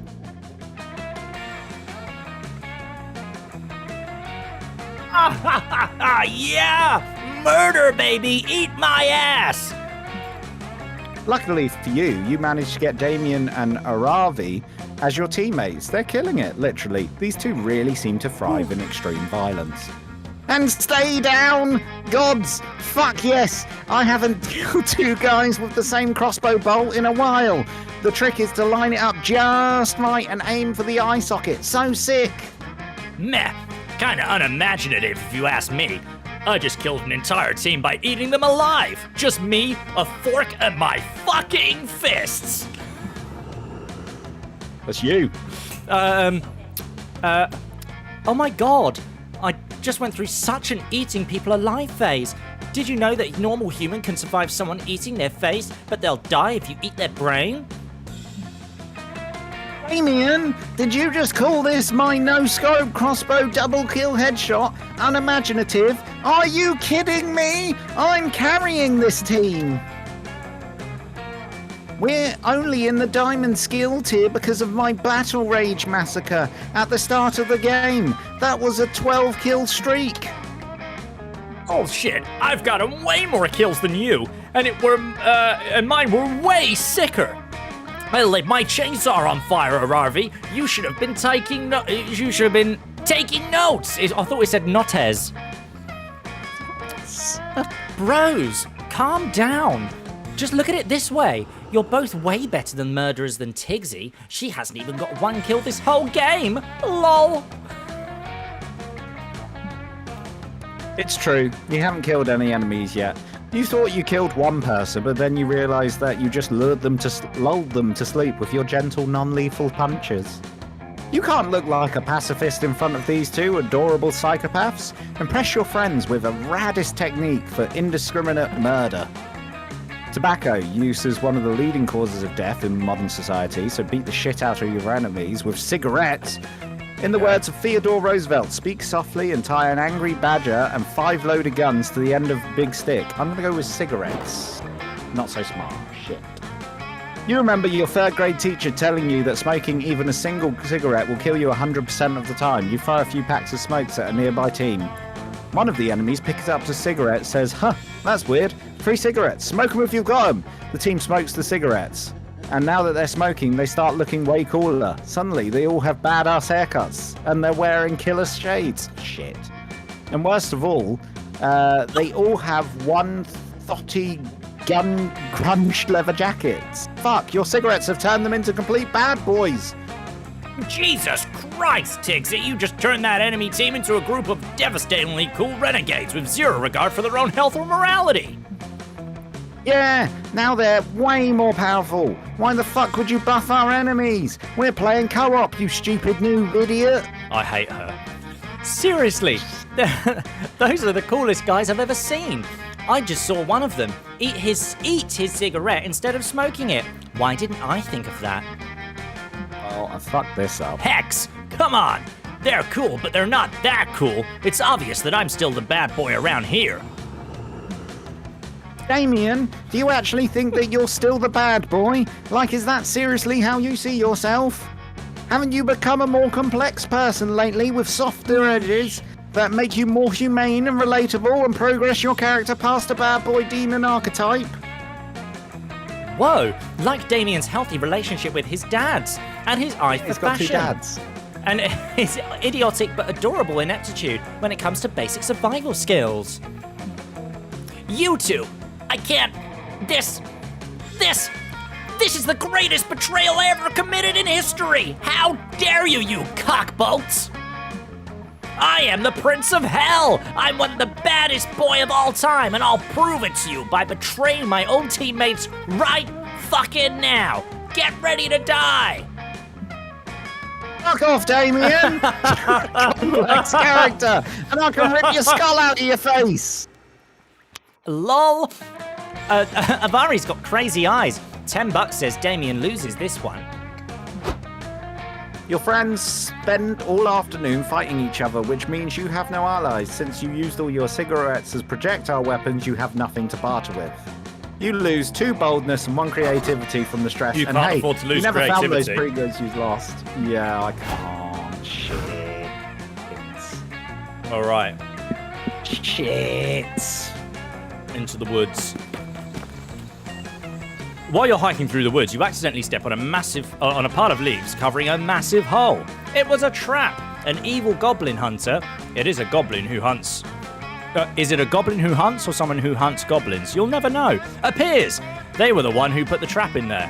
This is it. You're done. You get ready to embrace death, but the goblin hunter only set the trap to get someone to help them to do their math homework. They'll only let you live. They'll only let you leave if you help them, but you don't actually have any other option here. It's a bit boring, but you actually just have some. You've just learned some useful calculus. You gain +2 smarts. I needed that. You spot Calculester fiddling. Oh, fucking Calculester with what looks like a compass. You ask to borrow it because you have a strong desire for any object that contains the word ass. Though it pains me to deny your request, Webby, I simply must decline. This is an experimental compass, which I am using for a special project. You ask him why his experimental compass has replaced the word north with great job. For encouragement, you see, this is no ordinary compass. What I am attempting to construct here is a moral compass. During my tenure at Spooky High, and subsequently here at Camp Spooky, I have noticed that many of our peers are, shall we say, morally challenged. Come on, mouse. Mouse. You Wake up. can hit enter. Oh, there is that. Yeah, cool. I'll do that. Is it not their fault? I know all monsters are fundamentally good. They are merely confused and possibly sociopaths. So in order to help them know what is right and hopefully do a bit less crimes, I am constructing the device to help point them in the right direction. The trouble is, whereas ordinary compasses orientate themselves according to the Earth's magnetic north, I do not know what ought to serve as my compass moral north. At first I was sure that it should point at Oprah, but then I learned that she's breeding an army of snake people infused with her DNA in order to take over the world. That won't do at all. With so many Oprah snake clones slithering around, the compass won't know where to point. Oh, but I have another idea. I can ask you for your help. You are clearly a paragon of virtue, as evidenced by the fact that you are following me around trying to please me. What do you think I should use for my moral north?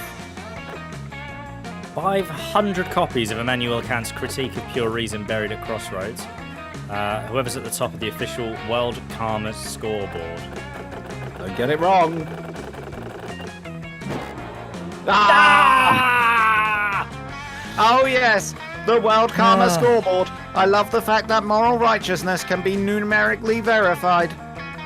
According to this year's records, the current leader of the scoreboard is none other than Derek Sploit of Ann Arbor, Michigan. Wow, they even have his full address listed on the scoreboard. What a fortuitous invasion of privacy. You find him in the middle of the street getting ready to punt a baby. Friend Spoilt, what are you doing?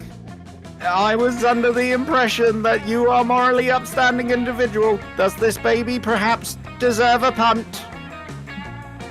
Nah, says Derek, spitting some chewing tobacco directly into the mouth of an endangered bird. I'm a huge piece of shit. I just beat the system. You see, back in 1986, I helped an old lady across the street, but rather than spreading the resulting good karma on a good parking spot or whatever, I spent it on more good karma. Then I used that karma to hire some other suckers to do some good deeds and kick the karma back to me. I haven't done a nice thing since, but the karma just keeps rolling in. As if to prove his point, Derek pulls out some heroin and sells it to teens. But how can this be? Shouldn't all your bad deeds have been exposed by now? Is that not how karma works? Nah, says Derek, harassing the elderly. I have so much good karma at this point that I literally nothing bad can ever happen to me, no matter what I do. It rules. I want to date Derek. This is unacceptable. You cannot be allowed to get away with this, you scoundrel. Oh, Derek winces, calling the lead karma haver a scoundrel. That's minus 5,000 karma points, I'm afraid. Now get out of here before I make it 10k. Calculester, being a robot, can neither gain nor lose karma. You, however, totally can. You get hit by a car indoors, and also a bird poops on you. You lose minus 2 charm and minus 1 fun. I can't lose any more charm. You can't lose any more charm. I can't. Choose a colour. Blue. Pink. You're in the lake having a good time, and the lifeguard starts waving a flag. Player order to decide on how worried you'd be if you saw a flag of the chosen colour. Start debating now. You tell me why you think the pink flag would be a more dangerous flag than a blue flag. Because blue is the same colour as the ocean, so I guess blue would mean it's all good. And pink would mean it's ever so slightly not good. See, because pink's quite a calm colour as well. Yeah, I mean, my argument would be is that, I mean, if you understand lifeguard flags, you will know that a blue flag waving means that all of a sudden a shark has jumped in the pool. But you'd only know that if you did your lifeguard training. So, for me, I would say that means... Assassin saying pink catches the eye, meaning danger. I see your point. Most swimming pools used in this system are green, so... No, well, this is a blue one. And this is the ocean. This isn't a swimming pool. Then it is more green than blue. No, but it's a really clear ocean. Not in my lifeguard training, it wasn't. Well, it doesn't matter where you did lifeguard training. I'm telling you. Go on, then. I win that one. Yay! Oh, I need to It's click you. it. Hit enter. Yeah. Still so much left. This is the thing. I don't think we're gonna get there. Oh Christ! Okay, no, let's do this. Come on, you need to choose who you're sitting next to in the campfire. Get your hands off of Val! How dare you! I want a Ravi. They gathered around an eerie blood-stained skull made entirely out of gold and valuable jewels. It looks like priceless beyond words. That isn't normal. Yeah, it's not 90 minutes. It's at so all, beautiful, this game. and it looks anatomically accurate. I wonder if they ever used a real-life skull as a mold, or if an actual skull cast in gold. Either way, it's badass. It's so pretty that I don't want to eat it. I never felt this way before. Is this love, you guys? Is this feeling love? I mean, obviously this thing is both, one, a dangerous magic object with an incarnate power, and two, an insightful metaphor about how capitalism entombs our minds in endless greed.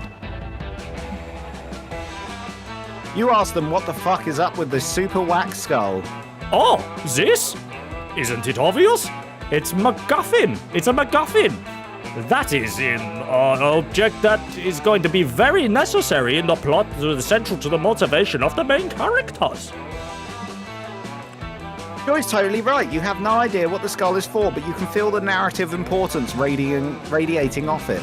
We are not really sure what the skull actually does, or where it came from, or if it's cursed or going to drive us into a fit of insanity that makes us eat our own hair.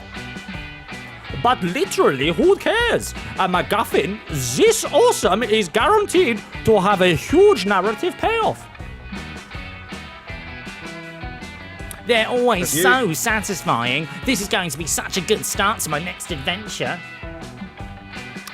Excuse me? Did you just say your next adventure? Ravi, when we stumbled on this golden skull on that strange altar in ruins of the Temple of Istris, I think it was pretty obvious that it was there for me. I'm the main character. Ha! That's hilarious. Sorry, Joy, sorry to burst your bubble, but you're definitely a B-tier side character for comic relief. Your bit is that you think you're the main character. I've got everything a main character needs. Emotional backstory, bloodlust, high DPS, and I know I'm going to have that 6 skull to my inventory too. Ravi, you really do understand where you're coming from, but because my deep empathy is what makes me such a good leader and natural protagonist. But I'm afraid you're sorely mistaken. The skull is mine. I'm certain it is going to inspire at least a 3-episode arc, and it is more than my genre than yours. You guys are both wrong. Our main character. This is a local multiplayer comedy dating sim video game, and that skull is made of chocolate. Whoever the main character is, you're sure of one thing, it's not you, so help decide which one of these honeys gets the MacGuffin. Something this heavy is going to take up at least 3 inventory slots. Joy's the only one with the... Here Sure with you the want the Ravi, requisite no? inventory. Yeah, according to D&D Beyond, this item has a free constitution modifier, and this is best wielded by someone with high art. You knew you recognized this skull from somewhere. You whip out your Dungeon Master's guides and flip to the inventory catalogue, where you find the entry for the Skull of Olmec. Aravi grabs your DM guide and starts waving it in Joy's face. It's pretty adorable. Joy, look! I totally get the skull because this book said so. It's right there on the page and everything. You love books so much, you'll just have to trust this one. Remember how you're always being annoying about wanting to read a book by yourself? Well, maybe you can read this one. Spoiler alert, it says, I'm right and you're wrong. Ha! Best book ever. Read it and weep. Hey, cat, help me. All right, Ravi, out of respect for your books, I'll back down. Enjoy the MacGuffin, you obnoxious Sandra. Sandra?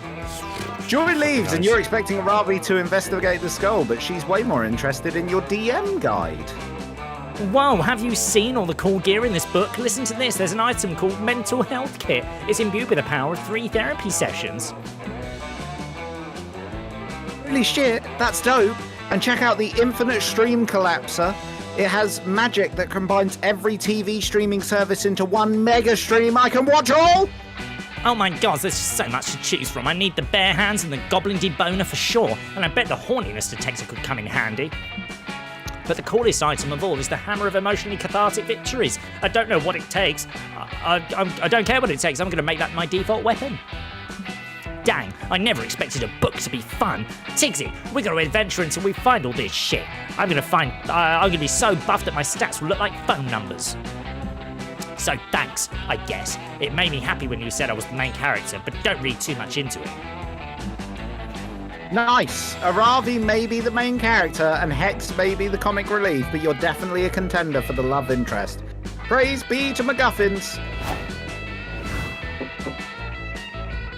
Oh, you're sat next to Val, dick. All right. Oh, sorry.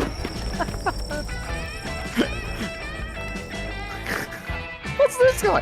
Hi, Aravi! I have a business proposition for you.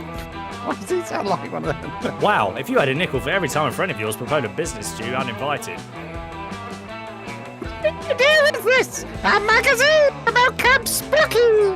It will feature stories about our fellow campers, lives, photography of our fellow campers frolicking, salacious details about our fellow campers, and the most secrets. Okay. It's genius, no? The only problem is I need some quick gossip to get my publication off the ground. Something that other gossip reporters haven't gotten their greedy hands on yet. Would you know anything, perchance? Fuck it, you've always wanted to give an interview and this might be your only chance. Let's gossip. Choose a player to strike with your gossip skills. Either yourself or me. Moist, sublime, molecular or thick? Thick with 2 C's. Moist. An origami knife, a common cold, the power of God in anime, a hamster who's a trained assassin. The common cold. Type in something bigger than a seagull. Bigger than a seagull. These are pretty big. A wackle? This will be our cover story for our debut edition. We're here with the saucy secrets. I'm going to do more sleuthing for stories. Catch you later. Like tossing a breadcrumb to a flock of ravenous pigeons, your friends immediately devour and circulate your rumour. Is this me or you? Probably This one's me. you, I think. Yeah. Holy shit!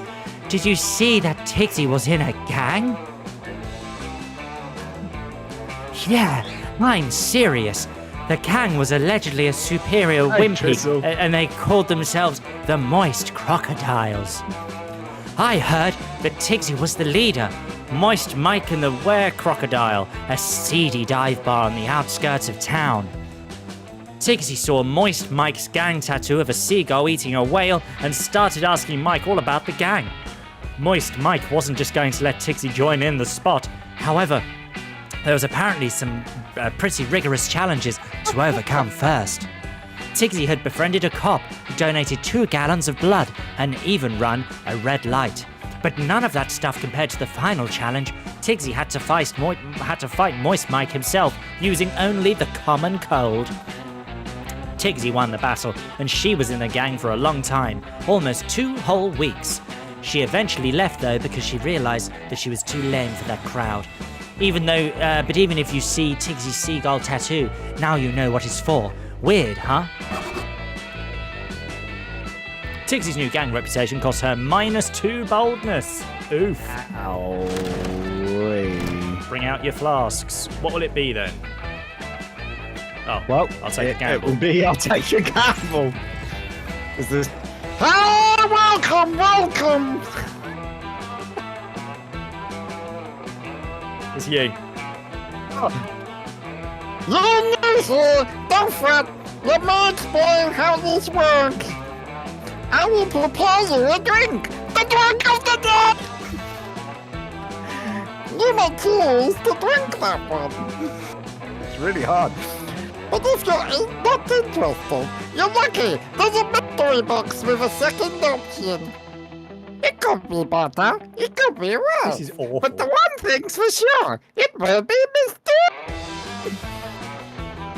And these drinks look, choose whatever you want. But I'm not responsible for whatever you put in your mouth. I'm a resident training for you to test your connections. Concoctions. He's gone Mexican. I really did. When you were losing time, it's really good. I can't help. So, get ready and good luck. A It's a sake bomb. feeling, right? Don't know if I drink that, but the real question is, will you? I also have this mystery box, because at this point, who knows what you drink? Oi, the box. Sex on the beach. Mystery box. So bold of you. Hope you're happy with it, no refunds.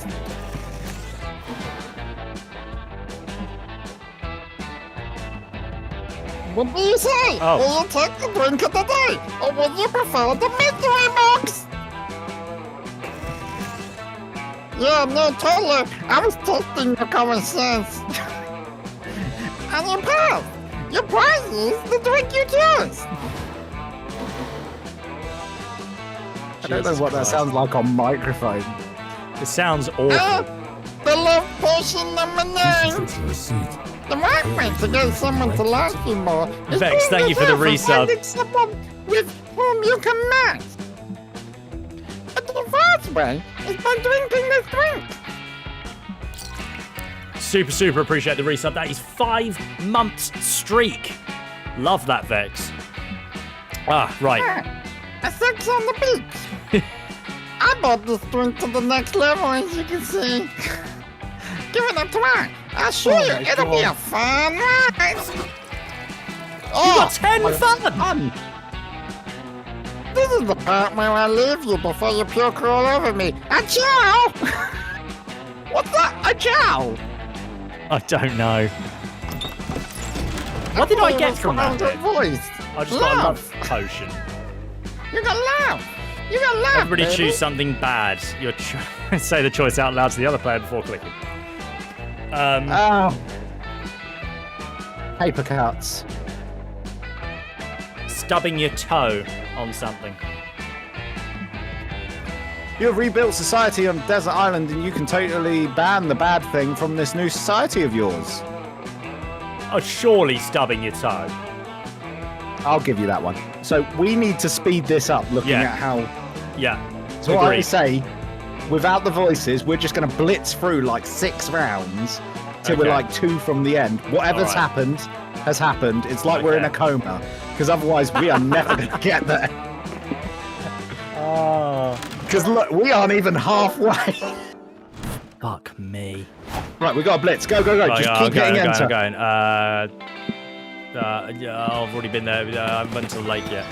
You're in the lake sunbathing. It's kind of relaxing. No, but no, hella no, boring. no reading. Go, go, go, go, go. Oh, we're just going through. Oh, would have. What a conversation that would have been.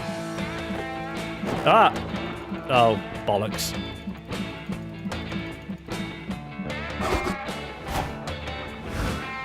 Oh, I turned and he's gone. It's his turn. What? Oh, sorry. Scout HQ. 2 creativity for something. I don't know. Oh, I would love to have heard his voice. We need to get to the finish, though. I got so smart. Oh my god. Go!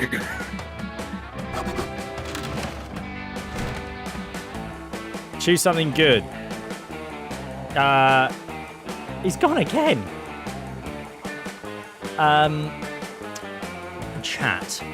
You're good. I know I haven't been really good with chat today, but thanks so much for being here. I think they're good. Oh, okay, we're going. We're just going. We're going. It's free evening. We've got to get through these turns. We've got to get through these turns. We're That's you. Go. racing through. We're going to the manor. I've been to the manor before, I'm sure. 2 boldness. All Do right. boldness. 10 boldness. Here we go. You and Here we go, Calculester are going to get it on. Oh, I don't want to get. Oh. Oh, bad choice. Like when we're 2 away from, or 3 away, 2 nights away from the end. Yeah, fine. My fun is, oh, what? There's a lizard with a lampshade on. All of these characters that we would never know what they sound like. Oh, Next time we do this, guys, we're going to be, we'll do a Doing shorter 40 game. minutes, Because, yeah. Jesus It's Christ, not this is meant 90 to be minutes. 90 minutes, and it's just not 90 minutes. Not the way we play it, anyway. Who has people's favourite character been so far? It's your pick first. That's a great question. Go, go, go! I'll let you read the choices to see if No, you can. fucking I'm Damien! gonna say let you read the Oh choices. no, so I'm you just can I'm get the one racing you through want. because you told me to. You're not allowed. Just pick Right. the top one, whatever it is. Please, please, please, please, please, please, please. 90 please, minutes, please, more like please, 90 please. days. No! Calculus! I don't want Calculester. Oh shit! Right, we're getting through it. We're getting through it. My stats have taken a tumbling. Mine have actually been going up. I think my favourite character to voice. Look at oh Morty. my lord! What was that? My favourite character to voice so far was the cat. I like the cat. Morty is a sight. Wow.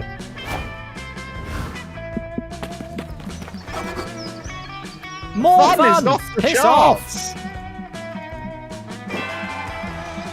More charm.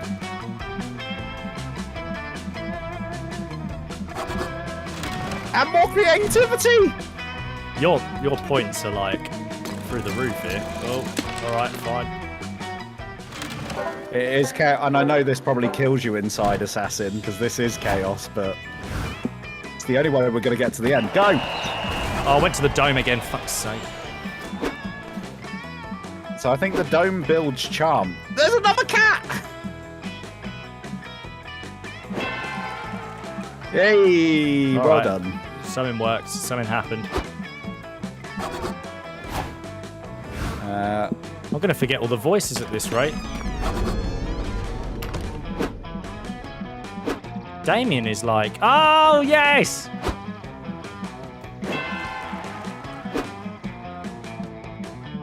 Oh, she's back! That was my love from the first one! It was! Wasn't it? Yeah, it was.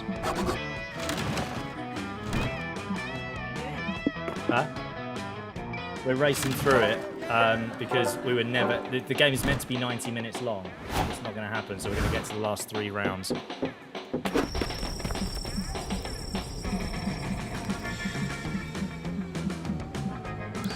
Yes!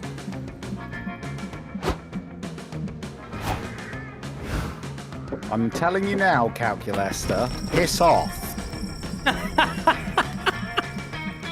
The new sneak is really good. Calculester loves I rate you. it. Yes!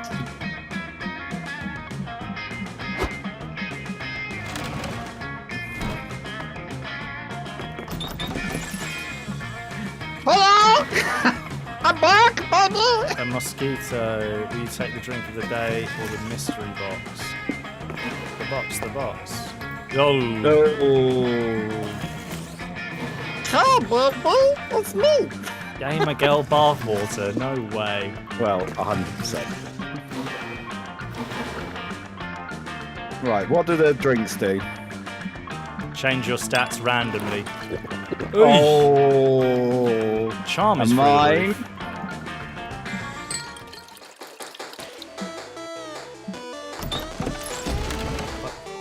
What Did it just make it retro? Yeah, it's I've just got changed retro the music retro. Yeah. Okay, now we can go back to normal because we've Oh, sped that up. music's going to annoy me. Right. Right, take Back your to time. normal. Take your time. Okay. Back to normal. Read. Oh shit! Back to What normal. a boring journal. Where's the drama? Where's the inner thoughts and insecurities about school crushes? Whoever wrote this journal knew nothing about the journal's work. You gain no fun from this, but surely you get 2 smarts.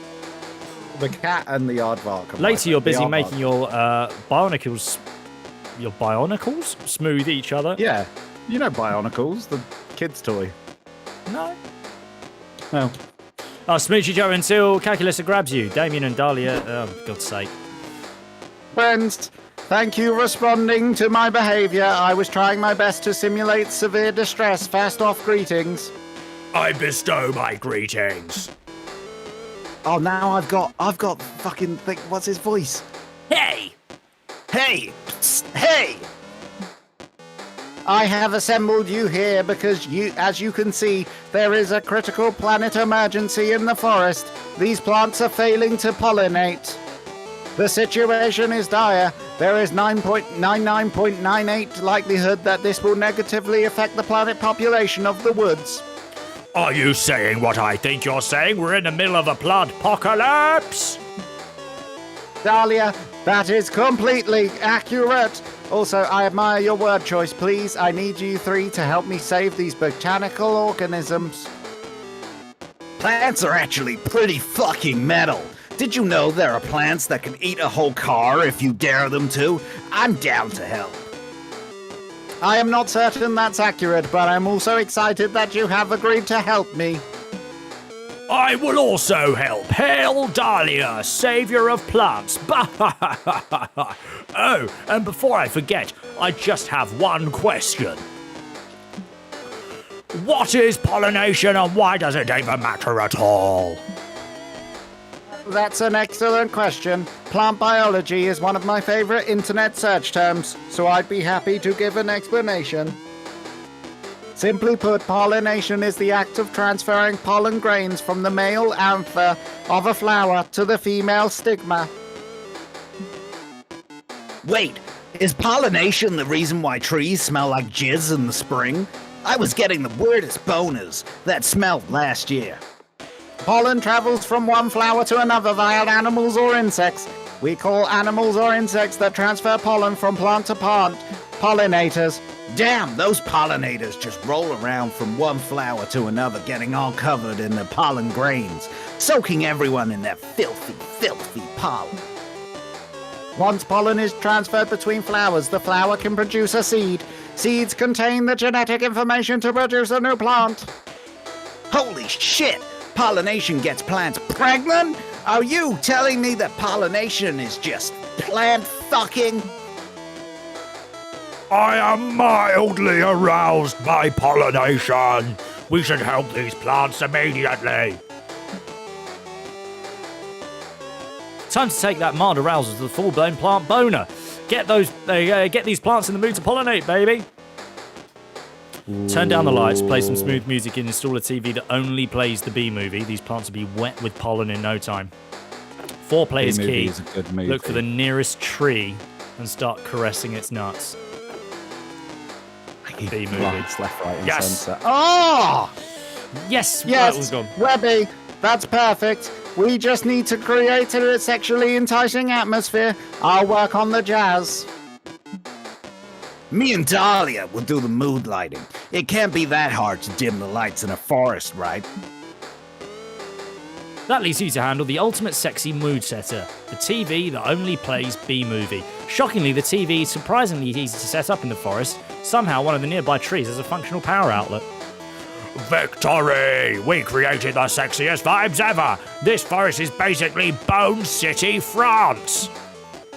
It is definitely an improvement, but I'm still a bit nervous. I'm not seeing any signs of pollination yet. What if the vibes are simply not horny enough? Wait, you guys, I just figured it out. Bees and pollinators, right? We should dress up in sexy bee costumes. Nobody can resist a sexy thematic outfit. You'll get to work on your sexy bee costumes. You just tape some black and yellow construction paper to your latest rave outfit and make a stinger out of a vibrator. Nice. Guys, check it out! I'm a sexy construction worker bee! These plants will swoon for my sweat-soaked bee muscles! I'm a sexy maid bee. Shit, It's a I dropped fucking my gimp pollen-soaked feather duster. And I am sexy letter B. You asked Calculester why he decided to dress up like the letter B and not an actual bee. Oh, it's simple, really. I did the calculations, and it turns out that the letter B is technically sexier than B because it has more curves. Also, it can be interpreted as butt or boobs or even balls. Statistically, it is the sexiest letter. Cal is right. Plants nut for the letter B. He does a sexy dance for the plants and everybody starts pollinating so hard you can smell it the second you walk in the forest. Thank you all so much for helping, and especially Webby. This has been a beautiful plan. Yeah, you rock, dude. Even I can admit you're a true visionary. A goddamn Bertrand. Oh, good one, Damien. He didn't even say words. My turn! We saved the day! Turns out Dahlia is bad at wordplay and you're great at friendship. Plus, inhaling all that pollen stink earns you +2 smarts and +1 charm. There you go. You're building it back up. Right, we're going to go to the Scout HQ. That day, all the scouts make a braid chain as a team building exercise. You learn all sorts of new ways to braid hair. But the person braiding your hair accidentally ties it in an infinity knot into your head. There's no way to untie it. You can see into infinity. Wow. But right before Coach gives the worst haircut of your life, you see how all of your friends will die. It's useful in helping you eliminate David Davidson, the doomed deer person from your romantic prospects. You also watch every Marvel movie that will ever be released. You gain +2 creativity from witnessing so many plot twists. My stats are healthy. There you go. He's here. You get a voice for him. You meet up with Coach for a supplementary lesson on how to recognise different types of trees from quite a long way away when Damien stumbles into the building.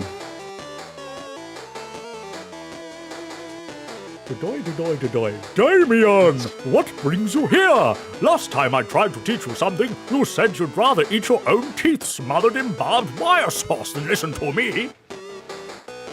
They're great.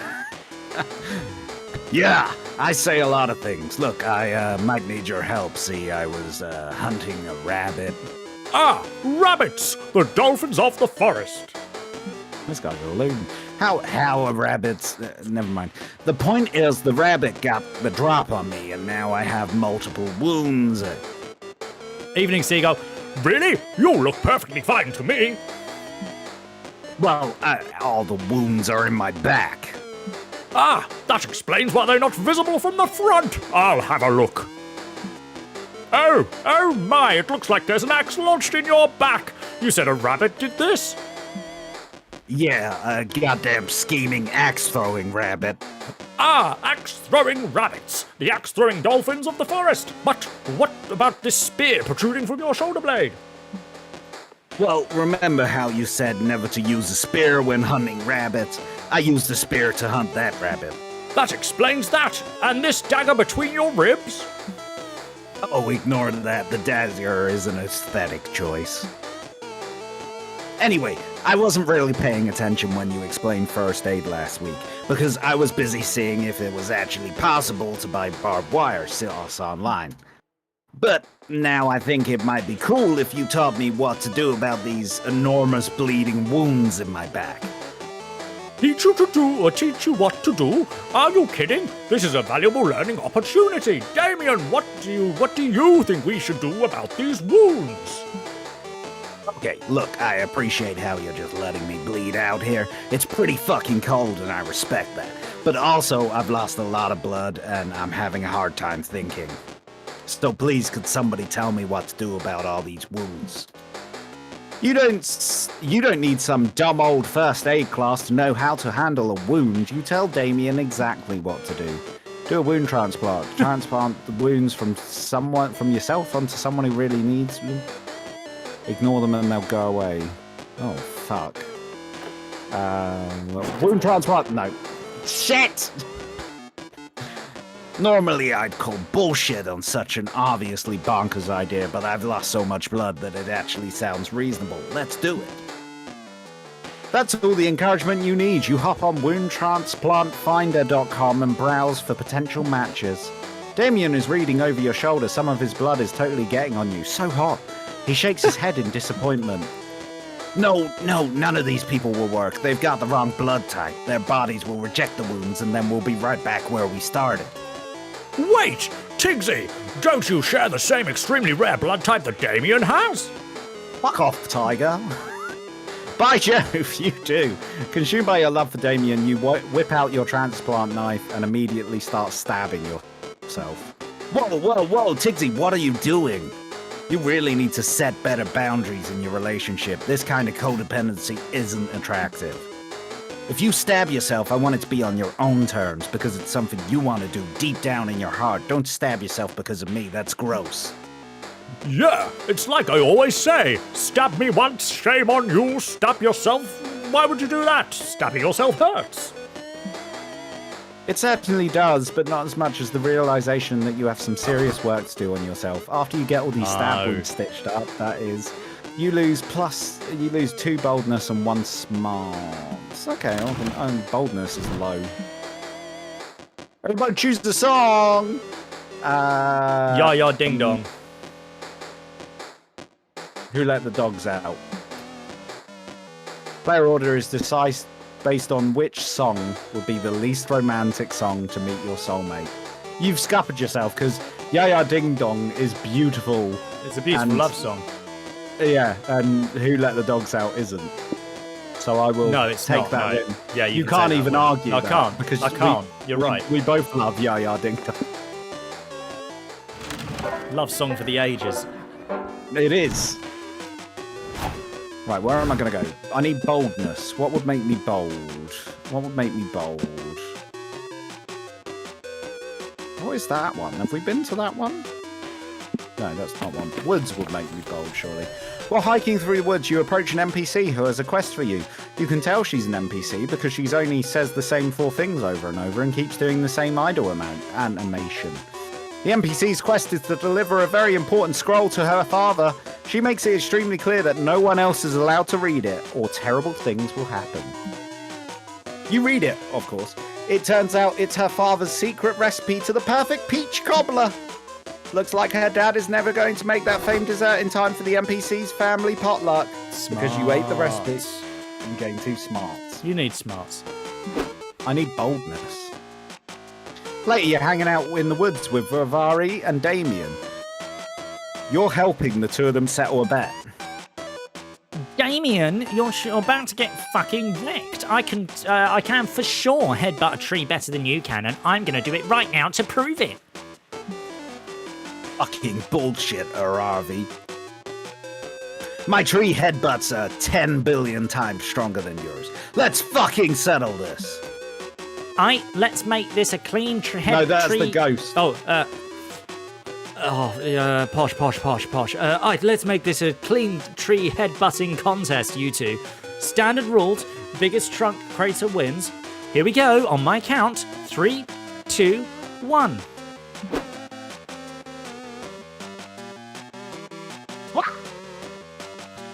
Hello. Look who wanders through my forest. A crowd of plump, delicious, fresh children. Hello, children. Oh no! It's that old witch who lives in the woods, the Baba Yaga. To be quite honest, she's annoying as hell and everybody knows it. Hey, shut up. Don't you know it's rude to interrupt a tree headbutt contest? Now my forehead's velocity is going to be thrown off by like 0.002 milliseconds. Yeah, tell us what you want, leave us alone, or put your forehead through a fucking tree trunk. You guys, quick side note, am I the only one who notices that the Baba Yaga smells so much like soup? The soup smell is overwhelming me right now, I can't get over it. That's so sad. The Baba Yaga did not mean to interrupt you, tasty children. It's just that I am in need of a big, strong child to help me with my chore. See my house? The Baba Yaga points into the forest. Yeah, her house is like 40 feet away. It's standing on chicken legs. It's super creepy and it smells like children parmesan. You see, children, the Baba Yaga oven is broken. I need a tooth of just to climb inside and fix it. But there's only room for one child, which one of you will help me? It's Perry the Platypus.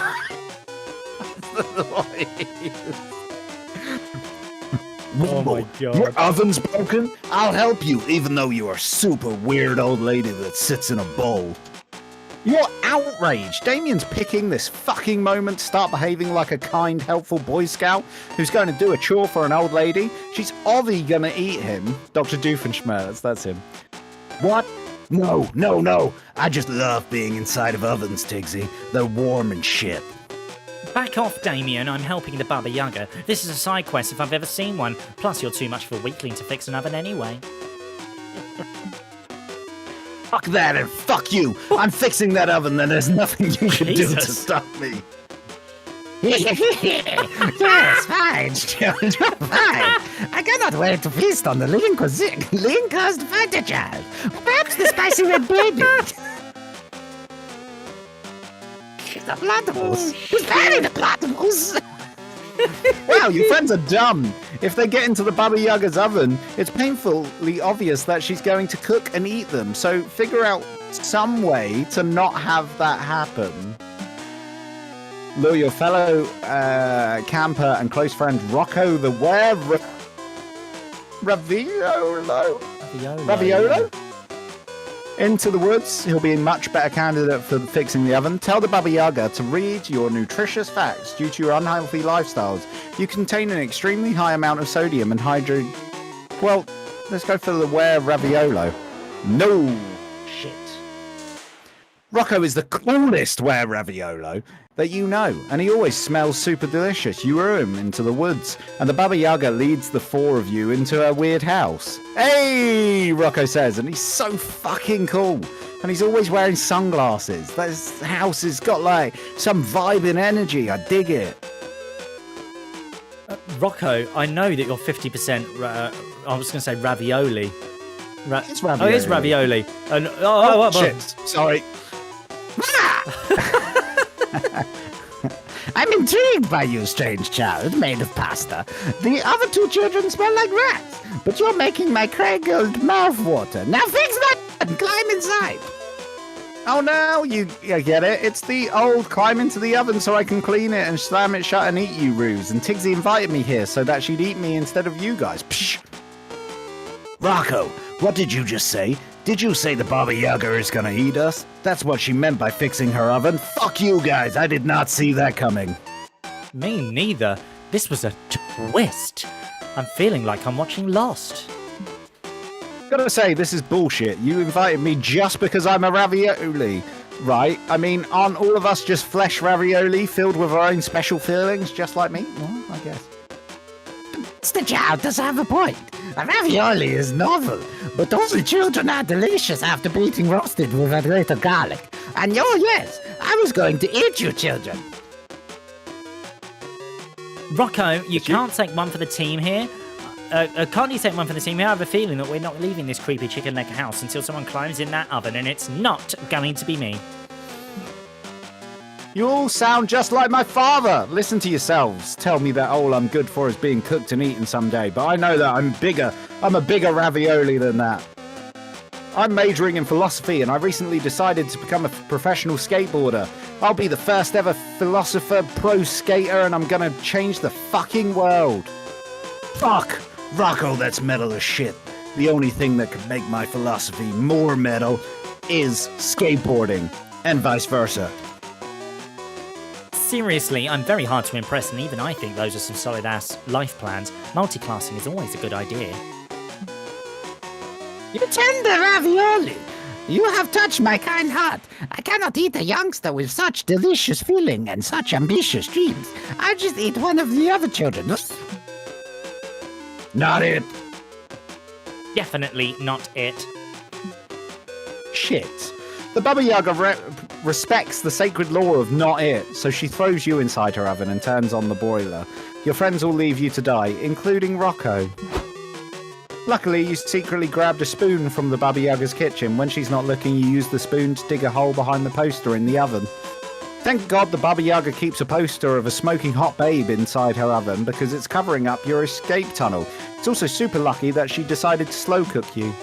After hours of digging, you finally escaped the oven and you only got a few third-degree burns. You survived, but you lose 2 boldness and 1 smarts. My boldness is gone. Yeah, you're not very bold anymore. Right. Okay.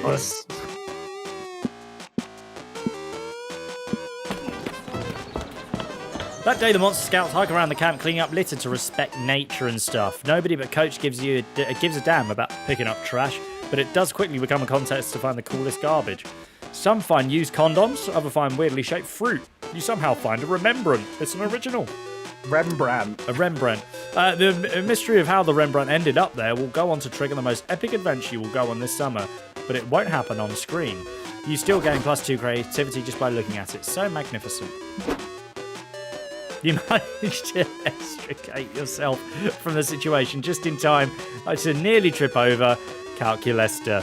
He is crouched on the ground, intently studying his glass prison full of ants. I mean his ant farm. That's what those are called. Oh, friend Webby, how pleased to see you, probably.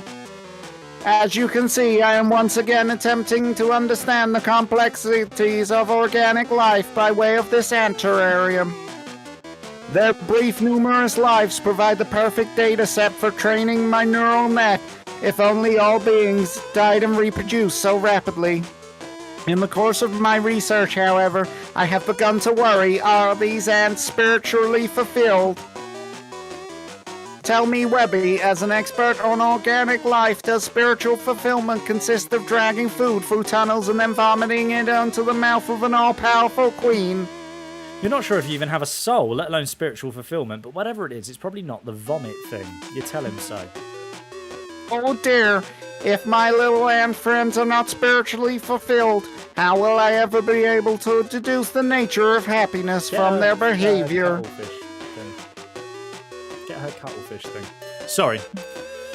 Friend Webby, please help me. How can I catapult this humble ant society to a higher plane of existence?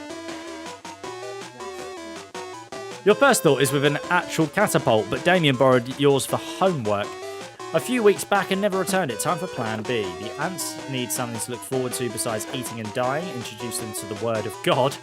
Help the ants appreciate the zany side of work by creating and producing The Office, but for ants. It has to be The Office for ants. Oh, no! Come on. The ants wanted God. This is why I consult organic beings whenever possible. I never would have come up with such a solution. Okay. Do you want to sit here and take over? Not with that face. I need to put Jerry away because apparently she's being a dick, so give me a second. I'll be back. Need a break from the voice anyway. This music is I'm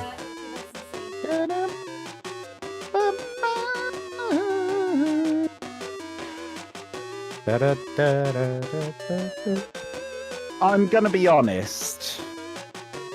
I don't think I'm gonna fall in love. And that's upsetting. I don't think I'm gonna get it. But we can only live and hope and try to find love with Avari or Aravi. I'll never find love if I keep getting her bloody name wrong as well. It is what it is, isn't it? I think I could have done better. I think I could have tried harder. I want this bloody music to stop. We can all only hope, that's true. That's all you can do in life, just hope for love. I thought it would be with Aravi, but I don't think it is. I kind of want to hook up with Baba Yaga now, because I like Baba Yaga. She sounds like Dr. Doofenshmirtz Evil Incorporated. Okay, we're back. Yeah, okay. Whew. Oh, is this me? Oh, really? Have you done you this? click. I did give them all ant-sized televisions because staring at screens seems to be one of the main ways organics express their self-actualization. But I never got as far as actually broadcasting anything on those screens. It's a brilliant idea. Bolstered. Oh, that's you. Bolstered by Calculus's encouragement, you set about creating a hilarious slice of life comedy starring John Krasinski, Jennifer Antfisher, and regular Steve Carell somehow. The Office but for Ants is a huge success. The ants share their favourite gifs of Ant Twitter on Ant Twitter and compare the drudgery of their own work to the hilarious drudgery of the TV show. This is fantastic. The simple creation of a wacky facsimile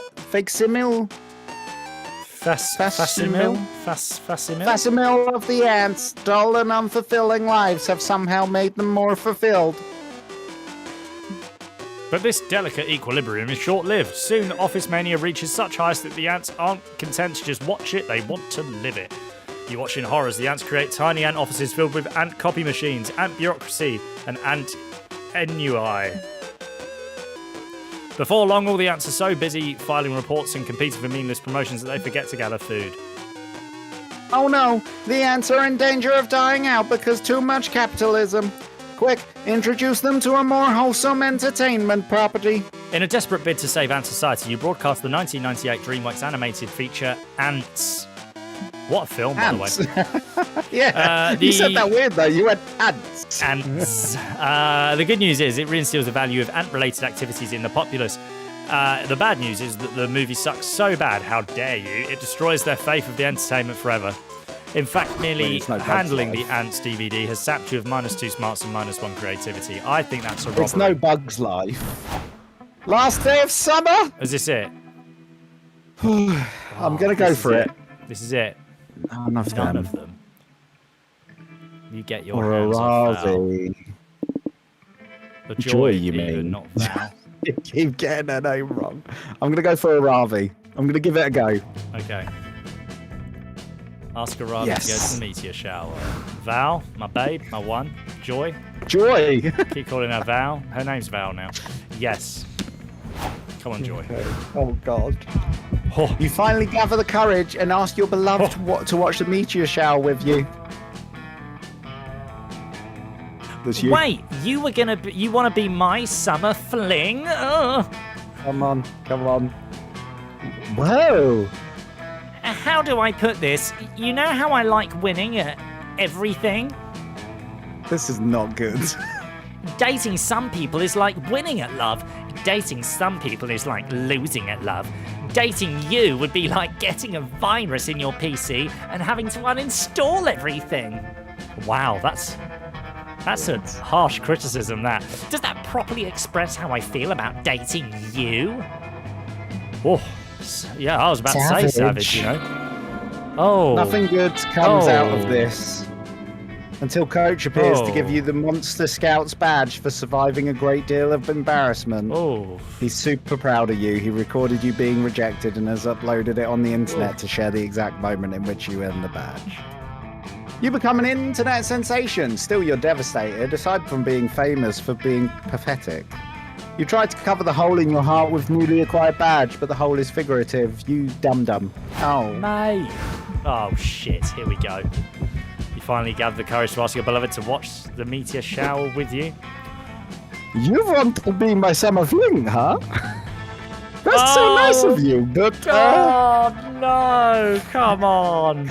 Whoa, did you hear that? I just heard a strange noise. I think it was some evil of sorts lurking somewhere and plotting to destroy the world.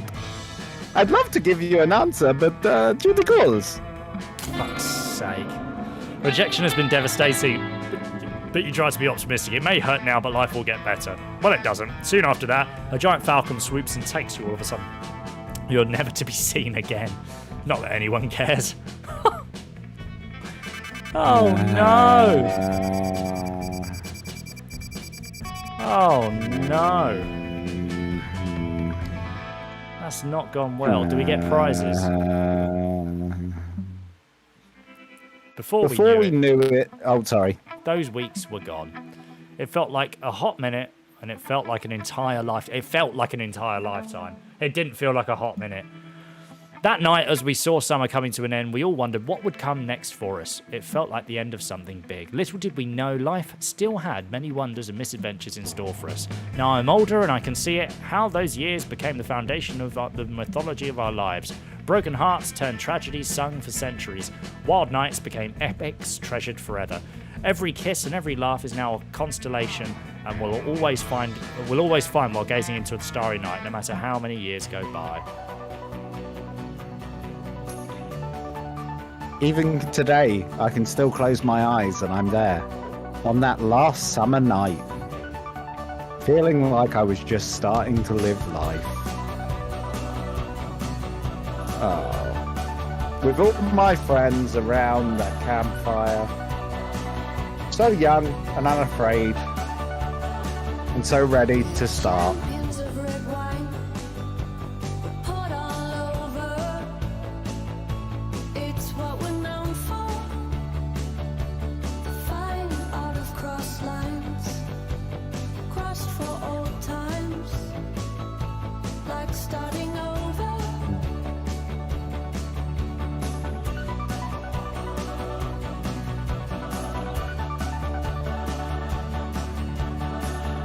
I feel like we shouldn't have done the skipping thing.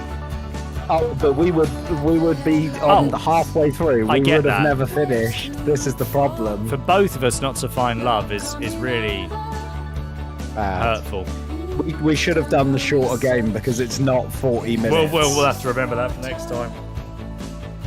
Good lord. That was something, Good wasn't song. It's a good song, though.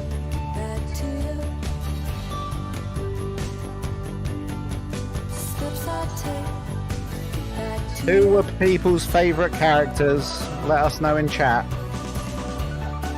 And my personal favourite was the cat. Because it was fun. Who was yours? I like the evil genius style character. Oh, the CEO. Yeah, I liked him. Mine was the cat and the radical aardvark. The aardvark was probably my favourite, actually. I've just remembered him. I'm loving the schlong. You meant to say so. Wowee. Well, there we go. Let's skip that. Well, there you go.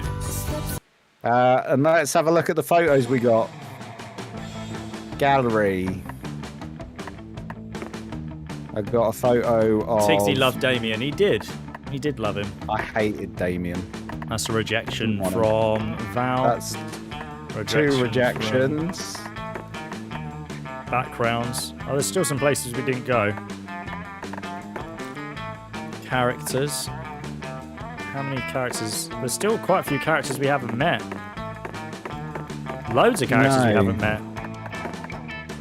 Yeah, it does require quite a few playthroughs. That's good. We definitely do it again. We'll just do the shorter run. Special stuff. There he is! Tubular Eddie! What a guy. Drinks, items, credits, concepts, special stuff. What special stuff? The anti-gambling aardvark, I think, was a divine stuff. bath was a special thing. Yeah. Oh, not the another blank PSA. slate, Damien without the face. The shush, it's not me. You like Jazz, the fucking Blank bee slate. costumes. Holy shit. The must. The costumes.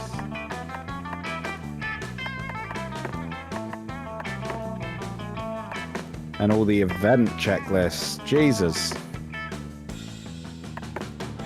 Wow. Oh, I wasn't there. I wasn't there. I should have taken myself to the meteor shower. That's true.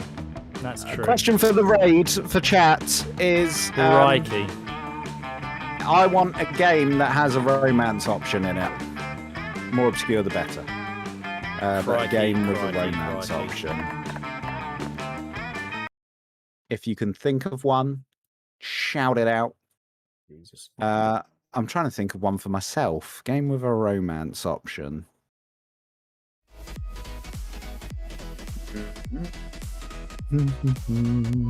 What's a game with a romance option?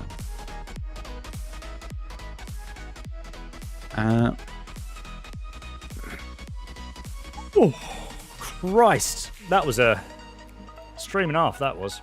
That was good fun. It really was. I'm going to go for Stardew Valley. That's my pick. I'm going for Mass Assassin's Effect. said Inquisition. Runner said Sims. Mass Effect. Oh, actually, I'm going to go, not Stardew Valley, I'm going to go for Fire Emblem Three Houses, Okay. which I think would be the most obscure. It probably And it's a would be, game yeah. I love. So unless someone comes in, Damien is amazing. if you haven't played Fire Emblem, play it because it's fantastic. Whilst Tigsy's looking for a someone to raid, thank you all so much for today. Thank you to InWills, who I've just checked, raided with 92 viewers when that dropped, which Jesus Christ. blew my mind. And about 50 of them stayed for a fair while, so appreciate that. Thank you to Vex for the resub. Thank you to Sir for the resub on both channels as well. Yeah, really good. We've got loads coming our way. There was no audio issues today, which is a bloody wondrous miracle of sorts. So that's happened. No streams dropping frames or anything like that. Received. Runner, Thank you thank very you for the much. 5 bits. Appreciate that. And yeah, we're going to be back on Thursday. No, Tuesday, sorry. Got my days mixed up. Back on Tuesday. Bits received. Thank you, Runner, Thank for you the very bitties. Cheers, Assassin. Yeah, we've planned out for this month already. But the next special, as it were, will be the birthday stream happening on the 20th of June, Sunday the 20th. So if you wanted to have some games that you wanted to see us play for that birthday stream, let us know in the Discord. We'd love to see you there. Yeah, there wasn't really anyone on Fire Emblem. It was a sad time because it's a very good game. Finishing. Because the game's done. Start at 5.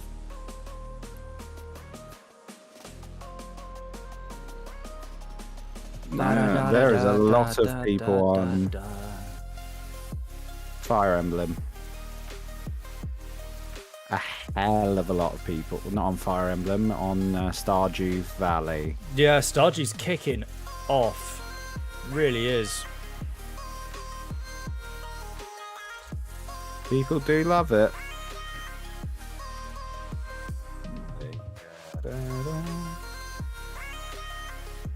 I hope everyone's had a lovely, lovely weekend.